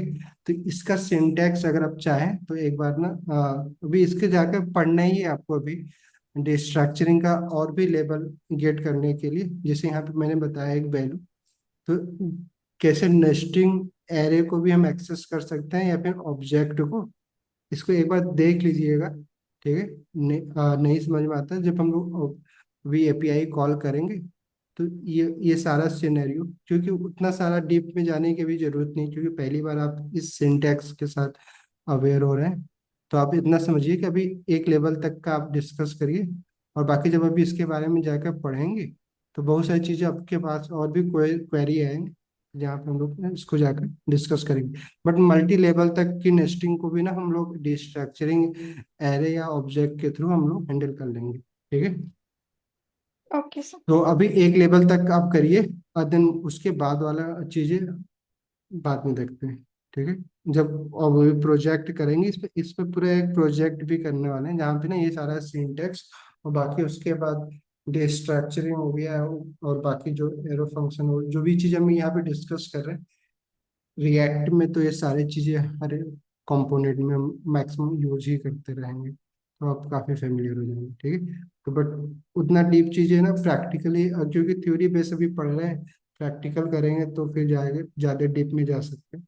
बट अभी आपको फेमिलियर होना था, तो वो चीज़ें, ठीक है। चलो, तो इसके बाद हमारा जो फोर्थ कॉन्सेप्ट है जो आपको पढ़ना है, ये बड़ा छोटा, बस सिर्फ सिंटैक्स से ही है ये सारी चीजें। अगर आप खुद से भी, बस आप एक बार अवेयर हो जाएंगे तो फिर आप खुद से भी जाके ना ये बड़ा इजीली इसकी प्रैक्टिस कर सकते हैं। तो अभी जैसे कि इसके बाद हमें जो पढ़ना है वो एक स्प्लिट ऑपरेटर होता है, ठीक है। Split operator, split and rest, दोनों को ना एक साथ ही पढ़ लेते हैं। ये ना ऑपरेटर है, इसको ना डिनोट किससे करते हैं, बेसिकली थ्री डॉट के साथ ना इसको डिनोट करते हैं। सिंटेक्स क्या होगा, इन सबका सिंटेक्स अगर बात करें तो simply dot dot dot, three dot के साथ ना इसको डिनोट करते हैं, ठीक है। थ्री डॉट, अगर किसी भी वैल्यू के आगे ये पे ना कहीं पे भी थ्री डॉट लगा है, तो बेसिकली आप समझ जाइए कि वो एक स्प्रेड ऑपरेटर या रेस्ट ऑपरेटर हो सकता है। अब किस सिनेरियो में वो रेस्ट ऑपरेटर की तरह बिहेव करेगा, किस सिनेरियो में स्प्रेड ऑपरेटर, तो उसको अभी थोड़ा सा डिस्कस कर ले रहे हैं। बाकी अभी और ये सारा आपके लिए एक तरीके से होमवर्क ही हम दे रहे हैं कि आप इसको ना जाके फिर दोबारा आपको अपने से प्रैक्टिस करना। देन नई जो चीज़ें नहीं समझ में आती है, फिर जब प्रोजेक्ट करेंगे फिर वहां पे आपको ना क्लियर रहेगा। तो सिंटेक्स क्या होगा हमारा, ये स्प्लिट और रेस्ट ऑपरेटर का थ्री डॉट के साथ हम लोग करेंगे। आ, देखिए स्प्लिट ऑपरेटर ना मोस्टली हम लोग क्या करते हैं,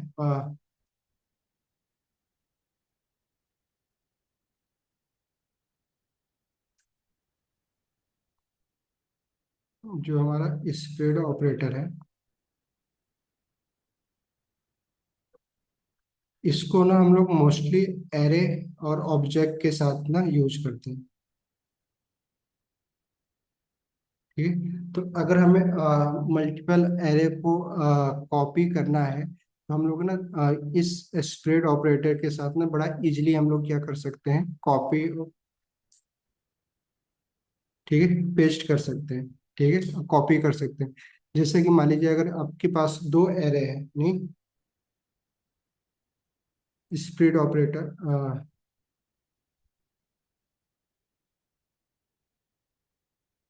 हाँ चलो, तो जैसे मान लीजिए आपके पास एक एरे है कॉन्स्ट एरे वन, ठीक है, जिसमें मान लो suppose that one comma two, ठीक है, ये एक एरे हो गया आपका। उसी तरीके से सॉरी, एक दूसरा एरे है कॉन्स्ट एरे टू, तो अगर इसमें मान लो थ्री कामा फोर है, अगर हम इन दोनों एरे को कॉन्कैट करना है, कंबाइन करके एक थर्ड एरे बनाना है, तो हमारे पास क्या ऑप्शन है, कैसे कर सकते हैं?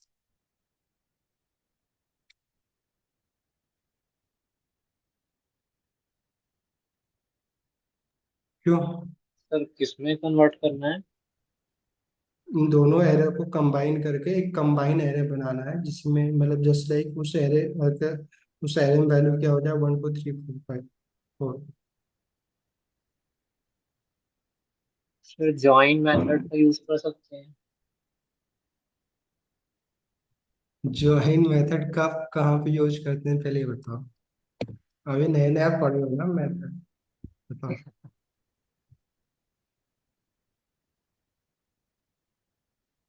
क्यों? यस, कहाँ करते हैं ज्वाइन मेथड का यूज? वैल्यूज को ज्वाइन करने में यूज होता है। वैल्यू को ज्वाइन करने के लिए, ज्वाइन करके यस क्या बनता है आपका? सर, एक न्यू एरे फॉर्म हो जाता है। क्या हो दो जाता सब है? एरे को जब हम लोग ज्वाइन करते हैं तो एक नया एरे फॉर्म होके आता है।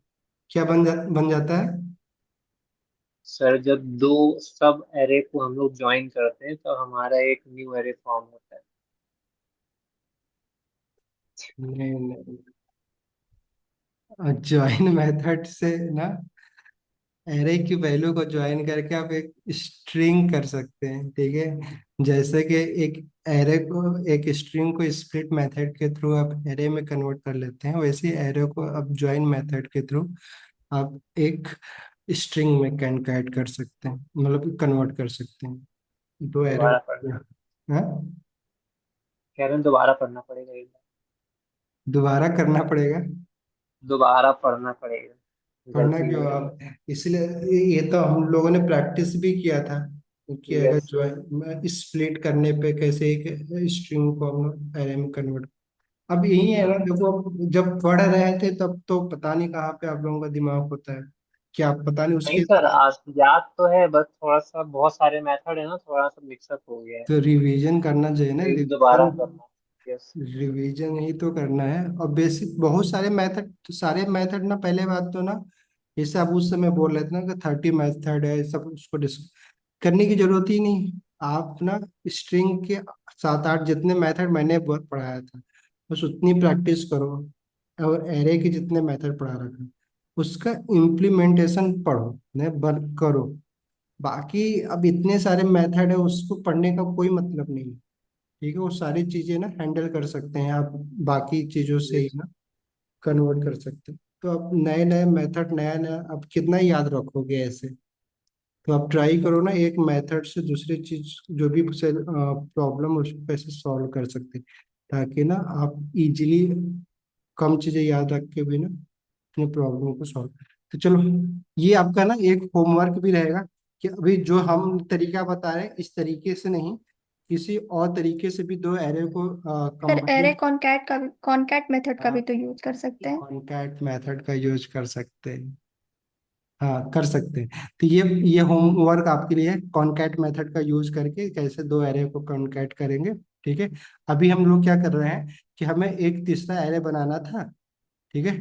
तो अभी हम लोग जो स्प्लिट ऑपरेटर का यूज करने वाले हैं उसका देख लेते हैं कि हम लोग कॉन्स्ट करके एक कंबाइन नाम का एक एरे बना रहे हैं, कंबाइन। इसमें हम क्या करेंगे कि जो हमारी पहली एरे है, ठीक है, इसको डिस्ट्रक्चर करेंगे। तो डॉट डॉट डॉट, डिस्ट्रक्चर करने के लिए हमें 3 डॉट लगाना होगा। देन फिर हमें ये एरे का नाम, एरे 1, क्लियर।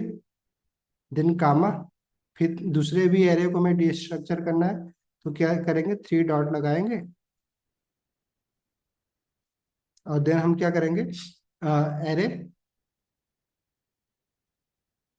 2, बस हो गया।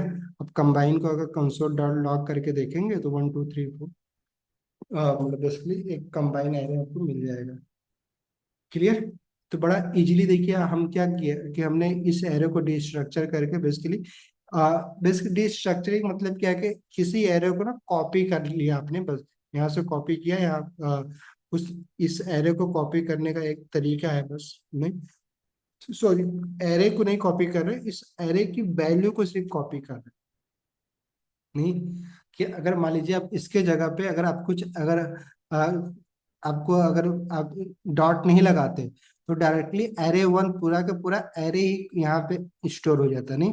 तो मतलब क्या होता है, इस एरे के अंदर दो एरे अब आ जाता। डॉट लगाने के बाद क्या हो रहा है कि इस एरे को डिस्ट्रक्चर, इसकी जो वैल्यू है ना, बस उसको इस ऑपरेटर के बाद ना, ये ऑपरेटर लगाने के बाद सिर्फ यहाँ पे जो क्या आ रही है, बस इसकी वैल्यू आ रही है, ये एरे नहीं आ रही, नहीं। अगर आप डॉट नहीं लगाएंगे तो पूरी की पूरी वैल्यू जस्ट लाइक अगर आप एरे 1 लिखते तो क्या होता कि पूरे की पूरी वैल्यू आ जाती, बट अभी हमने डॉट डॉट जिस स्प्लिट ऑपरेटर का यूज किया, तो हमारे पास क्या आ रहा है कि इसकी जो वैल्यू है वो हमें यहाँ पे मिल जा रही है। क्लियर? तो होमवर्क पहले लिख लो आप, यहाँ पे ना नोट करिए। पहला होमवर्क क्या है कि डिस्ट्रक्चरिंग के अलावा कैसे अपने दो एरे को आप कंबाइन कर सकते हैं, जैसा कि इन्होंने बताया भी कॉनकैट मेथड के थ्रू कर सकते हैं। तो कॉनकैट का यूज कैसे करना है, क्योंकि हमने उस समय नहीं पढ़ाया था, तो नहीं पढ़ाया भी था, सिर्फ स्ट्रिंग के केस में पढ़ाया था, एरे के केस में नहीं पढ़ाया था। तो आप ना उसका यूज जाकर देख लीजिएगा, 2 4 5 मिनट में आप सब बच जाएंगे। दूसरा आपको होमवर्क क्या करना है, ये तो एक हो गया, क्या एरे के केस में हमने इसको डिस्ट्रक्चर कर लिया नहीं। उसी तरीके से अगर हमें एक ऑब्जेक्ट, दो ऑब्जेक्ट को डिस्ट्रक्चर करके एक कंबाइन ऑब्जेक्ट बनाना है, तो उसको कैसे डिस्ट्रक्चर करेंगे, उसकी प्रैक्टिस किसको करनी है, आपको करनी है। करेंगे? ठीक है? Yes sir. क्योंकि बड़ा छोटे छोटे इन सारे सिंटैक्स जस्ट लाइक ना, इसके इतना यूज कैसे कि जब आप पढ़ोगे तो फिर आपको बड़ा आसान लगेगा, अगर आप यहाँ पे प्रैक्टिस करके चल जाओगे तब ना। नहीं तो वहां पे जाके ना लोग ना कैसे हो रहा है यही समझते रहते हैं। तो बड़ा इजी सारी ये सब जावा स्क्रिप्ट का फंक्शन है, फंक्शनैलिटीज है। तो आप एरे हमने देख लिया, उसी तरीके से दो ऑब्जेक्ट बनाइएगा, दोनों ऑब्जेक्ट हुआ सिंपल जैसे एरे किया है। प्रैक्टिस के लिए बस मैं नहीं कर रहा हूँ, आपको करवाने के लिए बोल रहा हूँ, ताकि ऑब्जेक्ट को भी ना कॉपी पेस्ट कर। यहाँ पे देखिए ना, एक कॉन्सेप्ट और आ जाता है सैलो कॉपी। यहाँ पे जो भी कॉपी हो रहा है ना, सैलो कॉपी हो रहा है। तो सैलो कॉपी और डीप कॉपी में क्या डिफरेंस होता है, क्या होता है, अगर आपके पास टाइम मिलता है तो आप पढ़ सकते हैं सैलो कॉपी और डीप कॉपी। कॉपी बेसिकली क्या होती है, ठीक है, इन दोनों में डिफरेंस क्या है, इसका यूज केस क्या होता है। अगर आपके पास टाइम मिलता है तो आप नोट डाउन करिए, अदरवाइज कभी ना कभी तो हमें डिस्कस करना ही होगा सैलो कॉपी और डीप कॉपी के बारे में। बट कुछ है नहीं, सैलो कॉपी में क्या होता है कि हमें ना जो भी नई नई वैल्यू क्रिएट होती है, ये भी सेम लोकेशन को ना रेफरेंस कर रही होती है जो कि पुरानी वैल्यू, पुरानी एरे कर रही होती है। नहीं, तो अगर हम इस एरे में कुछ ऐसा चेंज करेंगे तो ये इसमें भी अपने आप डायरेक्टली चेंज हो जाएगा, क्योंकि सेम लोकेशन को क्या कर रहे हैं। एरे और ऑब्जेक्ट के केस में हमने देखा था कि एरे और ऑब्जेक्ट में हम क्या करते हैं, वैल्यू को असाइन नहीं करते बल्कि उस वैल्यू के लोकेशन को reference, as a reference point assign करते हैं ना, एक एरे और एक ऑब्जेक्ट के अंदर। क्यों? ऐसा ही तो था, पढ़ते आए हैं हम लोग जो। यस। नहीं, देखो सारा कॉन्सेप्ट ना एक दूसरे पे लिंक है, तो अगर आप ना, इसीलिए बोल रहा था कि जितना डिटेल में पढ़ रहे हैं पढ़ लो ना, तो आपको बाकी चीजें बड़ा इजी लगेगा। तो सैलो कॉपी और डीप कॉपी के बारे में ना अगर टाइम मिलता है तो पढ़िएगा। मैंने डिस्कस तो कर ही दिया कि सैलो कॉपी में हम क्या करते हैं, उस सेम वैल्यू की लोकेशन को कॉपी करते हैं। मतलब नई एरे को अगर हम लोग कुछ चेंज करेंगे तो पुरानी एरे भी चेंज हो जाएगी, क्योंकि उसी पार्टिकुलर ऑब्जेक्ट को हम लोग क्या कर रहे होते हैं, चेंज कर रहे होते हैं। बट डीप कॉपी में ऐसा नहीं होता है। तो अगर आप कुछ ऐसा चाहते हैं कि एक एरे दूसरे एरे से इंडिपेंडेंट हो, तो आप डीप कॉपी करने के बारे में सोचिए। तो डीप कॉपी कैसे करते हैं, अब वो भी एक कॉन्सेप्ट है, वो अभी हमें नहीं पढ़ना है। अब बाद में देखेंगे कैसे ना हम डीप तरीके से डीप कॉपी कर सकते हैं इस एरे की। चलो, तो स्प्लिट ऑपरेटर समझ में आया। तो स्प्लिट ऑपरेटर मोस्टली हम कहाँ पे करते हैं, एरे और ऑब्जेक्ट के पहले हम यूज कर रहे होते हैं। सेम हियर, जैसे कि हमने बताया रेस्ट ऑपरेटर का भी जो सिंटैक्स है कुछ ऐसा ही है, 3 डॉट का यूज करते हैं। बट अब कहाँ पे रेस्ट ऑपरेटर इसको हम बोलेंगे, सिंपली रेस्ट ऑपरेटर के लिए हम क्या करेंगे, रेस्ट ऑपरेटर बेसिकली हम लोग यूज करते हैं ना एक फंक्शन के अंदर, ठीक है। जैसे कि एग्जांपल कि अभी हम लोग एक फंक्शन क्रिएट करते हैं, तो क्या होता है कि हम कुछ ऐसा फंक्शन बनाते हैं, फंक्शन कि अगर हमें यहाँ पे जितने भी num1, मान लो n1 n2 n3, अगर हमें कुछ ऐसा करना हो तो हम ऐसे कुछ करेंगे। और देन अगर हमें रिटर्न करना हो तो हम क्या कर सकते हैं, n1 plus n2 plus n3। नहीं, अगर हमें एक फंक्शन बनाना हो तो ऐसे बनाएंगे। बट अब इसी फंक्शन को अगर हमें कॉल, सॉरी यहाँ पे नाम भी हम मेंशन कर देंगे, दे रहे नेम फंक्शन ही बना रहे हैं, एनोनिमस फंक्शन नहीं। तो यहाँ पे हम क्या कर दे रहे हैं, इसका नाम रख दे रहे हैं नंबर। नहीं, नंबर्स रख दे रहे हैं। ठीक है। तो हमें क्या करना होगा, जब भी हम इस फंक्शन को कॉल करेंगे तो हम क्या करेंगे, फंक्शन का नाम लिखेंगे नंबर्स। और देन हमें फिर क्या करना होगा, जितने पैरामीटर होते हैं उतने हम क्या करते हैं, आर्गुमेंट पास करते हैं। नहीं, तो जैसे मान लो हम लोग 1+1, 2, 3 करेंगे तो क्या रिटर्न आएगा, क्या वैल्यू रिटर्न होगी।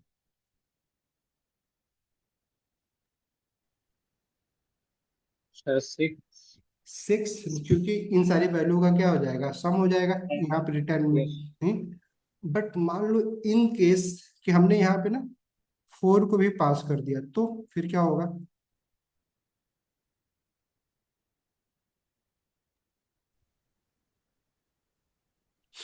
तो फिर भी 6 ही आई करना चाहिए, स्टार्टिंग के 3 वैल्यूज को लेको। 4 को कैसे हैंडल करेंगे। फिर वो एरर दे सकता है कि हमने कोई वेरिएबल पास ही नहीं किया है।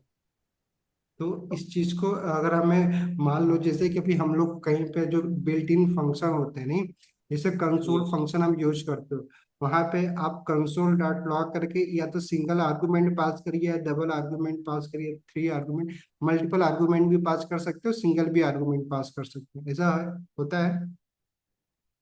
यस। करते हो कि नहीं करते हो, कर लेते हैं, कंसोल डॉट लॉग करके आप 1, 2, 3, 4 जितना मन करे उतने आर्गुमेंट पास कर सकते हैं।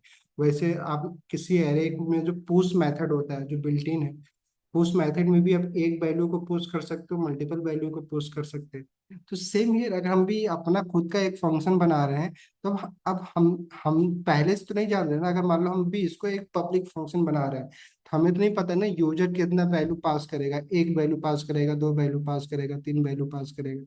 नहीं, ठीक है। तो बट अगर हमें इसको स्केलेबल फंक्शन बनाना है तो हमें कुछ तो करना होगा, अदरवाइज अगर अगर पैरामीटर से ज्यादा वैल्यू पास हो जाएगा तो उसका कोई मतलब ही नहीं निकलेगा, इस वैल्यू को बेसिकली हमारा फंक्शन हैंडल ही नहीं करेगा 4 को।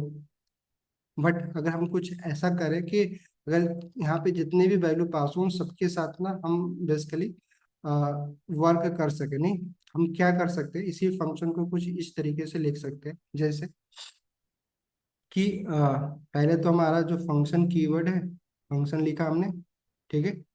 जो नेम फंक्शन है हमारा, नेम नंबर है हमारा, नंबर, नंबर्स, क्लियर।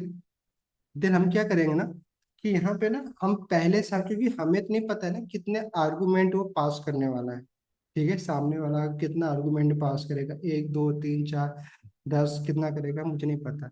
हम लोग क्या कर सकते हैं कि ना हम लोग यहाँ पे ना ये ऑपरेटर जो बता रहा हूँ मैं, डॉट डॉट डॉट, नहीं, बाकी उसके बाद आपको आपकी मर्जी है, जो भी आपको वेरिएबल का नाम रखना है, क्योंकि मेरे को पता है कि जो पास करे वो एक आर्गुमेंट ही होगा, तो हम आर्ग लिख दे रहे हैं, या आर्गुमेंट ही डायरेक्टली लिख दो, पूरा के पूरा आपकी मर्जी, क्योंकि वेरिएबल का नाम है, नहीं।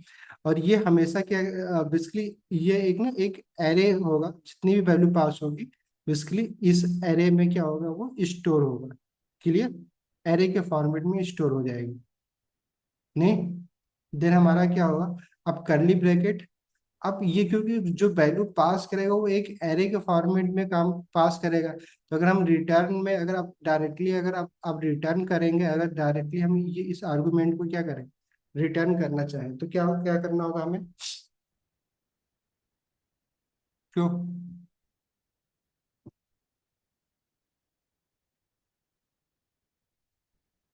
क्या करना होगा, अगर हम, अगर मान लो ऐसे ही पास कर दें इसको आर्गुमेंट, ऐसे लिख दें, तो क्या होगा कि हमें अगर फिर आप उसके बाद कॉल करें इस फंक्शन को, नंबर फंक्शन को कॉल करें, नंबर बोलना अच्छा नहीं है, बल्कि इसके जगह पे हम, क्योंकि सम सम कर रहे थे ना इस केस में, यहाँ पे नंबर ना लिख के बल्कि हम क्या कर सकते हैं, सम फंक्शन लगा सकते हैं, क्योंकि सर नंबर को, कॉल करते समय हम लोग कोई आर्गुमेंट भेजेंगे?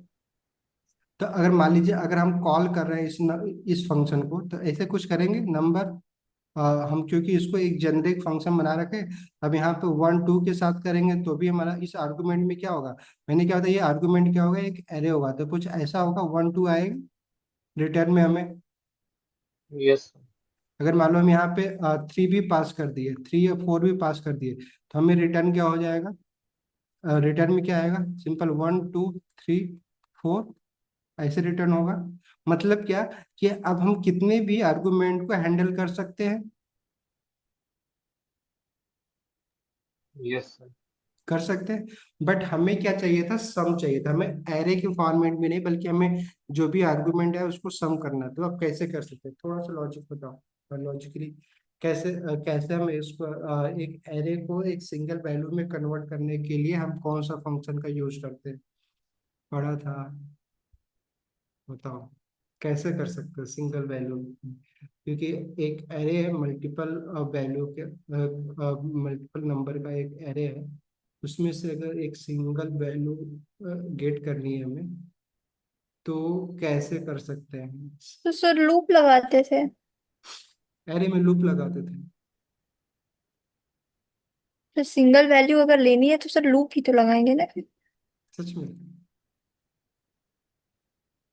और भी कोई फंक्शन पढ़ा था सिंगल वैल्यू गेट करने के लिए, लूप से हो जाएगा। बेसिकली जो भी वैल्यू है उसको रीअसाइन प्लस इक्वल असाइन के साथ हम उसको यूज कर सकते हैं, है ना। बट और भी एक फंक्शन पढ़ा था हम लोग, रेड्यूसर फंक्शन, रेड्यूस फंक्शन पढ़ा था, ऐसा कुछ फिल्टर मैप और रेड्यूस नाम का 3 फंक्शन पढ़ा था जिसको हम लोगों ने डिस्कस किया था। क्यों, याद है कि भूल गए आप लोग, नहीं पढ़ा है। एरे के सबसे इंपॉर्टेंट यही 3 मेथड थे, इसी पे हम लोगों ने एक क्लास पूरा डिस्कस किया था, यस। है नहीं।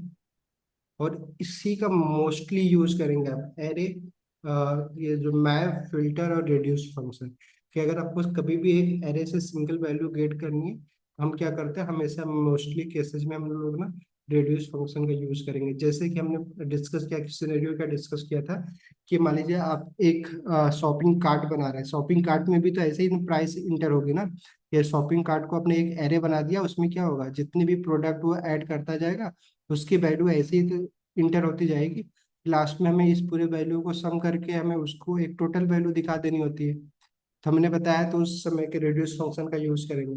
अब रेड्यूस भूल गए होंगे आप लोग कि रेड्यूस का यूज कैसे करते हैं, कि है याद कुछ। तो उसमें एक एक्यूमुलेटर होता है और एक और नंबर और इनिशियल वैल्यू का हाँ, एरो फंक्शन तो का यूज करवा करके। पाएंगे आप लोग इसका, अभी अभी रिटर्न करवा के सिंगल वैल्यू गेट करवा पाए, नहीं। तो होमवर्क दे दें आपको, कुछ नहीं करना है आपको। देखिए, जब भी हम एक्यूमुलेटर फंक्शन का यूज कर दूं मैं कि करोगे आप लोग, हमें क्या करना होगा, सबसे पहले जो हमारा ये एरे, हमें इस आर्गुमेंट में जो एरे के रूप में ये वैल्यू सारी गेट हो रही है, सिंपल आर्गुमेंट क्या है हमारा, एक एरे है, नहीं, उसमें ये सारी वैल्यू हमारी है। इस पे हम लोग क्या करेंगे, रेड्यूस नाम का जो हमारा फंक्शन है उसका यूज करेंगे। रेड्यूस फंक्शन क्या करता है हमारा, हम सबको पता है एक कॉल बैक पास करना होता है इसके अंदर। क्यों, मैप रिड्यूस फिल्टर ये सारे मेथड क्या करते हैं, एक कॉल बैक ही तो लेते हैं, यस सर। नहीं। तो कैसे करेंगे, क्या होता है हमारा कॉल बैक में हमें क्या करना होगा, कि ये फंक्शन में कॉल बैक के रूप में हमें क्या पास करना होता है, ये जो हमारा कॉल बैक है इसको एक एज ए एरो फंक्शन हम लोग यूज कर सकते हैं, नहीं। तो ये फंक्शन क्या करेगा, ये सारे जो कॉल बैक फंक्शन होते हैं इसमें 3 पैरामीटर बेसिकली प्रीडिफाइंड तरीके से ना, पहले से पहला, कि एक वेरिएबल नम वेरिएबल, नम या कोई भी वेरिएबल जिसमें क्या होता है इस एरे के हर एक एलिमेंट को बेसिकली उस वेरिएबल में 1 बाय 1 करके क्या होता है स्टोर होता है, ठीक है। दूसरा हम क्या करेंगे पास इसमें, एक एक्यूमुलेटर पास करेंगे, ठीक है। एक्यूमुलेटर बेसिकली क्या होता है, टोटल वैल्यू होती है, ठीक है। जो सॉरी एक इनिशियल वैल्यू होती है, और देन उसके बाद हमें क्या करना होता है, जो भी वैल्यू आएगी उसको हम लोग क्या करेंगे, कंबाइन करते जाएंगे। जैसे कि एग्जांपल के लिए कि अगर हम लोग यहाँ पे एक पैरामीटर पास करें, पहला तो एक टोटल, ठीक है, जिसको एक्यूमुलेटर बोलो, टोटल बोलो, जो मन करे वो बोल लो, वेरिएबल का नाम ही है, आपकी मर्जी है, ठीक है। दूसरा हमारा क्या होगा, नंबर। नंबर हम क्यों बोल रहे हैं, ये पैरामीटर, दो पैरामीटर है, क्लियर। टोटल हमारा क्या है, बेसिकली टोटल जो हमारी वैल्यू होगी, ये हमारा एक इनिशियल वैल्यू है जिसको हम एक्यूमुलेटर बोलते हैं। तो इसको हमें क्या करना होता है, ऑब्वियस बात है कि हमें जो हम कामा लगा के सेकेंड वैल्यू हमारी होती है वो हमारी इनिशियल वैल्यू था, हम उसको शुरू में क्या बोल दे रहे हैं, जीरो बोल दे रहे हैं, क्यों। और देन हमें फिर क्या कर सकते हैं, टोटल प्लस नंबर, ऐसा कर सकते हैं। चलो इसको ना और भी अच्छे से पहले लिख लेते हैं, तो फिर आपको समझाया तो था ही। ये आपका काम था, लेकिन मैं कर दे रहा हूँ यहाँ पे। बट समझने का, दोबारा जाकर इसको फिर से प्रिंट करिएगा और लिखिएगा, ठीक है। मैं यहाँ पे कर तो दे रहा हूँ। रिड्यूसर फंक्शन क्या करेगा, एक कॉल बैक लेगा, कॉल बैक में हम सिंपल, आप टोटल बोल लो या एक्यूमुलेटर बोल लो, एक्यूमुलेटर मोस्टली जगहों पे एक्यूमुलेटर को ए से सी से करते हैं, बट इसको हम लोग यहाँ क्योंकि एक वेरिएबल का नाम ही है, तो आप बहुत सारे लोगों को ना हमेशा इसको इसी तरीके से याद भी रख लेते हैं, इसलिए मैं यहाँ पे इसको एक्यूमुलेटर ना बोल के हम क्या बोल दे रहे हैं, टोटल बोल दे रहे हैं,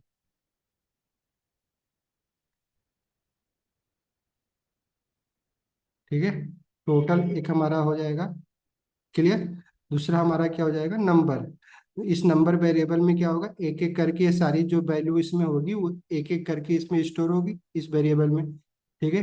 और देन हम एरो फंक्शन का यूज कर रहे हैं, तो हमें रिटर्न कीवर्ड यूज करने की जरूरत नहीं होगी। इस टोटल को हम क्या करेंगे, टोटल हमारा क्या होता है, पहला इनिशियल वैल्यू है, इसी में हम क्या करेंगे, इस वैल्यू को एक एक करके ऐड करते जाएंगे, नंबर, जो भी नंबर होगा, क्लियर। और देन हमारा ये क्लोज होगा, और फिर इस टोटल जो हमारा होता है वेरिएबल है, इसको हम इनिशियल वैल्यू क्या दे दे रहे हैं, जीरो दे दे रहे हैं, ठीक है। बस हो गया हमारा। अब क्या होगा, यहाँ से जो भी वैल्यू हमें रिटर्न होगी उसको हम किसी में स्टोर कर सकते हैं, जस्ट लाइक इसको हम सम बोल सकते हैं, और देन फिर हम उसके बाद रिटर्न वैल्यू में इस फंक्शन के थ्रू इस सम को क्या कर सकते हैं, रिटर्न कर सकते हैं। तो अब बस सिंपल, अब जो भी फंक्शन होगा, अब हमेशा यहाँ पे जितने भी नंबर पास करेंगे उसका सम हमें हमेशा, जब भी इस फंक्शन को कॉल करेंगे तो हमें सम रिटर्न हो जाएगा, ठीक है। तो ये हमारा बेसिकली, हम यहाँ पे हम इसको हम क्या बोलते हैं, ये रेस्ट ऑपरेटर है हमारा। ये रिड्यूसर क्योंकि पढ़ चुके हो, अगर आप ये लाइन एग्जैक्टली सेम कोड है और आपको अभी यहाँ पे नहीं समझ में आ रहा, तो जो रिड्यूसर फंक्शन हम लोगों ने एरे में पढ़ा था, मैप रिड्यूसर, उसमें वीडियो के टाइटल में भी नाम भी वहीं रखा हुआ है, उसको जाके आपको क्या करना है, देख लेना है, क्यों। क्लियर। यहाँ पे अगर कोई ना समझ में आया तो बताओ, तो एक बार बोल लो, क्या आ गया समझ? कोई दिक्कत नहीं है। No sir. चलिए, तो उसके बाद हमारा जो कॉन्सेप्ट प्रोमिसेस हम लोगों ने पढ़ ही लिया। ये सिक्स में प्रोमिसेस का काफी रोल है, तो प्रोमिसेस, सॉरी, तो हमारा सिक्स कॉन्सेप्ट जो प्रॉमिस है, प्रोमिसेस तो हम लोग पढ़ ही लिए हैं, अभी इसमें तो कोई पढ़ने की जरूरत है नहीं। सेवन में हम लोग क्या, एसिंक अवेट, एसिंक अवेट को भी हम लोगों ने पढ़ ही लिया है, ठीक है। अब बट प्रैक्टिस और भी करेंगे, बट मोस्टली कॉन्सेप्ट वाइज हम लोगों ने देख लिया। प्रोमिसेस चेनिंग के बारे में भी थोड़ा सा पढ़ना है, कुछ मेथड है, बट अभी उसका अभी रोल नहीं था, तो भी पढ़ेंगे बाद में। देन उसके बाद हमें क्या करना है ना, ये कॉन्सेप्ट ना आपको अभी मैं यहाँ पे लिख दे रहा हूँ, आपको ना पढ़ना है, अपने इस तरह से पढ़िएगा, पढ़ सकते हैं, इसीलिए आपके लिए कर रहे हैं, ठीक है। तो चलो, एट में ना हमें क्या करना है, मॉड्यूल्स ना, मॉड्यूल्स के बारे में ना पढ़िएगा। मॉड्यूल्स बेसिकली क्या होता है कि जैसे कि अभी हम लोग एक जावास्क्रिप्ट की फाइल बनाते हैं, तो मान लो अगर हम कोई फंक्शन बना रहे हैं या फिर कोई वेरिएबल जावास्क्रिप्ट की फाइल में, ठीक है, तो जावास्क्रिप्ट की फाइल जब जेएस फाइल बनाते हैं, सॉरी ना, डॉट जेएस करके जो फाइल होती है, उसमें से ना हम एक फाइल से किसी भी फंक्शन या वेरिएबल को दूसरे फाइल में क्या कर सकते हैं, ट्रांसफर कर सकते हैं। एक्सपोर्ट और इंपोर्ट नाम का दो हमें कीवर्ड मिल जाता है। एक्सपोर्ट का मतलब क्या है कि अगर हमें एक फाइल से दूसरे फाइल में कोई वैल्यू को एक्सपोर्ट करना है, बेसिकली सेंड करना है, तो हमें क्या करना है, उस वैल्यू के आगे, उस वेरिएबल या फंक्शन के आगे एक्सपोर्ट कीवर्ड लगा देना है। और जहाँ जिस फाइल के अंदर हमें इस वैल्यू को क्या करना है, गेट करना है, वहां पे हम क्या करेंगे, उसको इंपोर्ट कर लेंगे। तो एक्सपोर्ट और इंपोर्ट वर्ड आप याद रखें कि जब भी जैसे कि इंडिया को बाहर अपना प्रोडक्ट किसी बाहर भेजना होता है तो क्या करता है, वो एक्सपोर्ट करता है, बाहर से लाना है तो इंपोर्ट करता है। वैसे ही एक फंक्शन को अगर दूसरे फंक्शन कि सॉरी एक जावास्क्रिप्ट फाइल को दूसरे फाइल में अपने डेटा को सेंड करना है तो क्या करेगी वो फाइल, तो उससे हमें क्या करना होगा, एक्सपोर्ट करना होगा। और जिस फाइल में हमें उसका यूज करना है वहां पे हमें क्या करना होगा, इंपोर्ट करना होगा। नहीं, एक्सपोर्ट हम दो तरीके से कर सकते हैं, एक नेम्ड एक्सपोर्ट कर सकते हैं, एक डिफॉल्ट एक्सपोर्ट कर सकते हैं। ठीक है, नेम्ड एक्सपोर्ट अगर करते हैं तो उसको अलग तरीके से हम इंपोर्ट करेंगे, वहाँ पे बेसिकली करली ब्रैकेट लगा कर हमें करना होगा। एग्जांपल के लिए, क्योंकि टाइम एक्चुअली हो गया है, तो मैं क्या बता एक फंक्शन बता दे रहा हूँ। इसकी ज्यादा प्रैक्टिस क्या है, डिस्ट्रक्चरिंग बाद ये सबसे ज्यादा इंपॉर्टेंट कॉन्सेप्ट है। जैसे कि मान लीजिए हम लोग क्या कर रहे हैं, बैटरी भी खत्म हो गई है। मान लो हम लोग एक फाइल बनाए index.js, ठीक है, और एक दूसरी फाइल बनाए main.js। बना सकते हैं, मल्टीपल जेएस फाइल तो हो सकती है हमारे प्रोजेक्ट में। नहीं, अगर मान लो हम यहाँ पे इस फाइल के अंदर हम लोगों ने क्या किया कि सपोज दैट कि आपने एक वेरिएबल बनाया कॉन्स्ट, जस्ट लाइक, चलो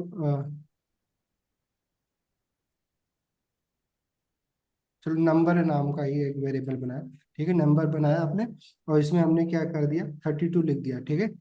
अब अगर हमें इस नंबर वेरिएबल को एक्सेस अगर हमें यहाँ पे चाहिए कि अगर हम यहाँ पे इसको यूज कर सके, तो हमें क्या करना होगा, इस वेरिएबल को, जैसे मैंने क्या बताया, एक्सपोर्ट बेसिकली कीवर्ड यूज करना होगा इस वेरिएबल के नाम से पहले।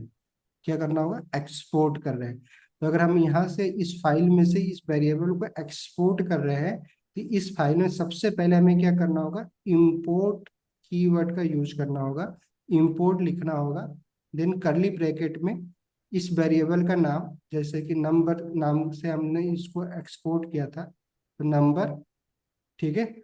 और इसके बाद हमें क्या करना होता है कि फ्रॉम की फ्रॉम लिख के कहाँ से किस फाइल से हमने इंपोर्ट किया है उसको हमें यहाँ पे बेसिकली इस एज ए स्ट्रिंग पास कर देना है। तो जैसे कि हमने क्या किया है, स्लैश रिलेटिव पाथ देंगे, स्लैश इंडेक्स डॉट जेएस नाम की फाइल से हमने इसको इंपोर्ट किया, ये लाइन हो गया। अब यहाँ पे हमने अगर कहीं पे कंसोल डॉट लॉग करवा के अगर हम इस नंबर को चाहें तो प्रिंट करवा सकते हैं। अब देखिए नंबर इस फाइल में हमने डिफाइन नहीं किया है, नहीं, ये नंबर जो वेरिएबल है यहाँ पे तो हमने नहीं डिफाइन किया है, इनिशियलाइज किया है, हमने किस फाइल में किया है, जेएस फाइल में किया है, इंडेक्स डॉट जेएस में। बट यहाँ से हमने एक्सपोर्ट किया तो इस फाइल में भी हमने यूज कर लिया। समझ में आया? इससे क्या होगा कि आप ना जैसे एक फाइल आप मल्टीपल एक ही फाइल के अंदर बहुत सारे फंक्शन लिखने की जरूरत नहीं है, बहुत सारे एक फाइल को बहुत बड़ा फाइल बनाने से के बजाय हम छोटे छोटे फाइल में उसको डिस्ट्रीब्यूट कर सकते हैं, नहीं, फंक्शन वाइज। जैसे हमने यहाँ पे इस वेरिएबल को एक्सपोर्ट किया उसी तरीके से फंक्शन को भी एक्सपोर्ट कर सकते हैं। जैसे मान लीजिए फंक्शन हम बना रहे हैं, नेम नाम का एक फंक्शन बना रहे हैं, नहीं, ये फंक्शन हमारा बन गया मान लो सपोज दैट। तो अब अगर इस फंक्शन को भी एक्सपोर्ट करना है तो इस भी इसके भी सामने हमने क्या लगाना है, एक्सपोर्ट लगाना है। नहीं, क्लियर, एक्सपोर्ट कीवर्ड लगा देना है तो नंबर भी नेम नाम का फंक्शन भी हमारा क्या हो जाएगा, एक्सपोर्ट हो जाएगा। तो अब यहाँ पे ना हम चाहें तो एक ही लाइन में दोनों को एक्सपोर्ट कामा लगा के यहाँ पे इसका नाम नेम नाम भी हम कर सकते हैं। अगर चाहे तो दूसरी लाइन में भी हम, आपकी मर्जी, अलग अलग करना है तो अलग अलग इंपोर्ट कर लो। यहाँ से हमने क्या किया था, नेम नाम का फंक्शन एक्सपोर्ट किया था, फिर उसको भी हम क्या करेंगे, फ्रॉम, और कहाँ से इंपोर्ट किया था, स्लैश इंडेक्स डॉट JS, नहीं, बस। फिर उसके बाद यहाँ पे अगर यहाँ पे हमने फंक्शन डिफाइन किया, कॉल हम यहाँ पे कर सकते हैं, इस फाइल में कर सकते हैं अगर जरूरत पड़ेगी तो। नहीं, हमें इस फाइल में इस फंक्शन को डिफाइन करने की जरूरत नहीं पड़ी। तो इससे फायदा क्या होगा, जैसे मान लीजिए आप नैव बार बना रहे हो, नैव बार हर एक पेज पे जरूरत होती है, नहीं, तो हम क्या कर सकते हैं, एक नैव बार को एक फंक्शन में रैप कर सकते हो, जहां भी हमें उस नैव बार की जरूरत होती है उसको हम लोग कॉल कर लेंगे डायरेक्टली। तो हर एक फाइल के लिए अलग अलग बनाने की जरूरत नहीं होगी। तो बड़ा अभी और सेम पैटर्न पे क्या होता है, रिएक्ट के जो कंपोनेंट होते हैं वो भी ऐसे ही होते हैं। वहां पे डायरेक्टली जो कंपोनेंट होते हैं फंक्शन होते हैं, और उस कंपोनेंट को हम क्या कर लेते हैं, एक्सपोर्ट कर लेते हैं, फिर दूसरे कंपोनेंट में क्या कर लेते हैं, उसको इंपोर्ट कर लेते हैं। तो अगर ये इंपोर्ट और एक्सपोर्ट, अभी हमने यहाँ पे क्या किया है कि एक्सपोर्ट कीवर्ड का यूज किया है ना, तो इसको हम बोलते हैं नेम्ड एक्सपोर्ट। नहीं, नेम्ड एक्सपोर्ट में हम हमेशा इसको इंपोर्ट करेंगे तो करली ब्रैकेट, बट ना उसी तरीके से हम डिफॉल्ट एक्सपोर्ट कर सकते हैं। तो अगर मान लीजिए मैं इस फंक्शन को डिफॉल्ट तरीके से एक्सपोर्ट करना है, तो हम क्या करेंगे कि एक्सपोर्ट के जगह पे, सॉरी, एक्सपोर्ट के जगह पे ना हम क्या कर लेंगे, एक्सपोर्ट डिफॉल्ट लिख देंगे, बस इतना ही करना है। और डिफॉल्ट वाले एक्सपोर्ट को हमें करली ब्रैकेट यूज करने की जरूरत नहीं होती जब भी हम इसको इंपोर्ट कर लेते हैं, तो ये करली ब्रैकेट हटा देंगे बस। तो ये दो फंक्शनैलिटी है, इसको आप पढ़ लीजिएगा, ठीक है। तो बड़ा इजी है, अब कुछ है नहीं इसमें, अगर आपको, अगर आप जाएंगे पढ़ेंगे तो इतने कॉन्सेप्ट है, ठीक है, जितना भी मैंने आपको बताया। बस इसको जाके एक बार दोबारा देखिएगा, समझिएगा। अगर यहाँ पे समझ जाएंगे तभी जाकर डॉक्यूमेंटेशन में काफी कॉम्प्लेक्स आपको पढ़ने को मिलेगा। डॉम उसमें जाएगा तो MDN पे, तो आप पहले यहाँ से समझ लीजिएगा, ठीक है। उसी तरीके से ऑप्शनल चैनिंग करके एक हमारा ऑप्शनल चेनिंग बेसिकली एक ऑपरेटर होता है, जिसको हम लोग बेसिकली कुछ इस तरीके से क्वेश्चन मार्क देन डॉट लगा के हम यूज करते हैं। ऑप्शनल चेनिंग मतलब क्या, कि अगर किसी ऑब्जेक्ट के अंदर की वैल्यू को अगर हमें गेट करना है तो हम उसको ऑप्शनल चेनिंग के थ्रू कर सकते हैं। उसी तरीके से एक हमारा एक और ऑपरेटर होता है नलिस ऑपरेटर, ठीक है। इस ऑपरेटर को ना आपको पढ़ना है, पढ़ के आइएगा, नहीं समझ में आता है तो बताइएगा। नलिस ऑपरेटर में क्या होता है, डबल क्वेश्चन मार्क होता है, कि अगर कहीं पे नल और अनडिफाइंड वैल्यू है उसको अगर हमें गेट करना है तो नलिस ऑपरेटर्स करेंगे तो सिंटैक्स एरर नहीं है। बस ये 10 कॉन्सेप्ट है अभी के लिए, आपको ना इसकी प्रैक्टिस करके आइएगा। टाइम नहीं बचा है तो मैं ये इसको भी करवा ही देता, कुछ है नहीं इसमें। आप बड़ा इजीली, मतलब आपको सब कुछ पता ही है। जस्ट लाइक एक ऑब्जेक्ट में ना कैसे हम गेट कर रहे हैं, जैसे कि कोई ऑब्जेक्ट होता है तो हम क्या करते हैं, ऑब्जेक्ट डॉट फिर उसकी प्रॉपर्टी को हम लोग यूज करते हैं ना, ठीक है। कोई भी प्रॉपर्टी का नेम जो की होता है, हम डायरेक्टली की वैल्यू ना बेसिकली हम क्या करेंगे कि इस की के साथ अगर पता नहीं है कि अवेलेबल है कि नहीं इस ऑब्जेक्ट में, हम क्या करेंगे इसके आगे ना क्वेश्चन मार्क लगा लेंगे, चेनिंग कर लेंगे, ताकि अगर नहीं भी अवेलेबल हो तो एरर ना आए, ठीक है। क्योंकि अगर नहीं अवेलेबल है तो सिंटैक्स एरर बेसिकली नल आएगा रिटर्न, जो कि एरर कंफर्म करेगा। बट अगर हम ये क्वेश्चन मार्क लगा लेते हैं तो फिर हमें सिर्फ क्या डिफाइन क्या आएगा, अनडिफाइंड वैल्यू तो मिलेगी, ना कि एरर आएगा। तो इसलिए हमारा कोड बेसिकली एरर नहीं शो करेगा, ठीक है, ब्लॉक नहीं होगा।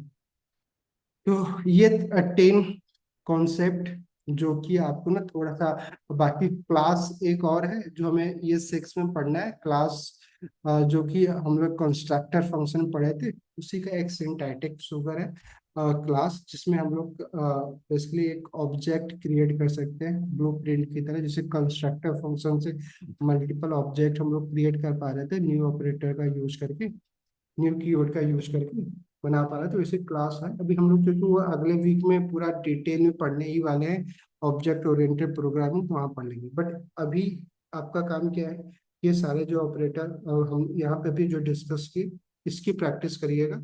देन उसके बाद आपको क्या करना है, जो पीछे का पढ़े हैं उसके रिवीजन कर लीजिएगा, बस। आपका लग जावास्क्रिप्ट मोस्टली केसेस खत्म हो जाएगा। अब अगर इतना चीजें अगर आपको सब समझ में आता है तो रिएक्ट शुरू करेंगे तो आप बड़ा ही इजीली ना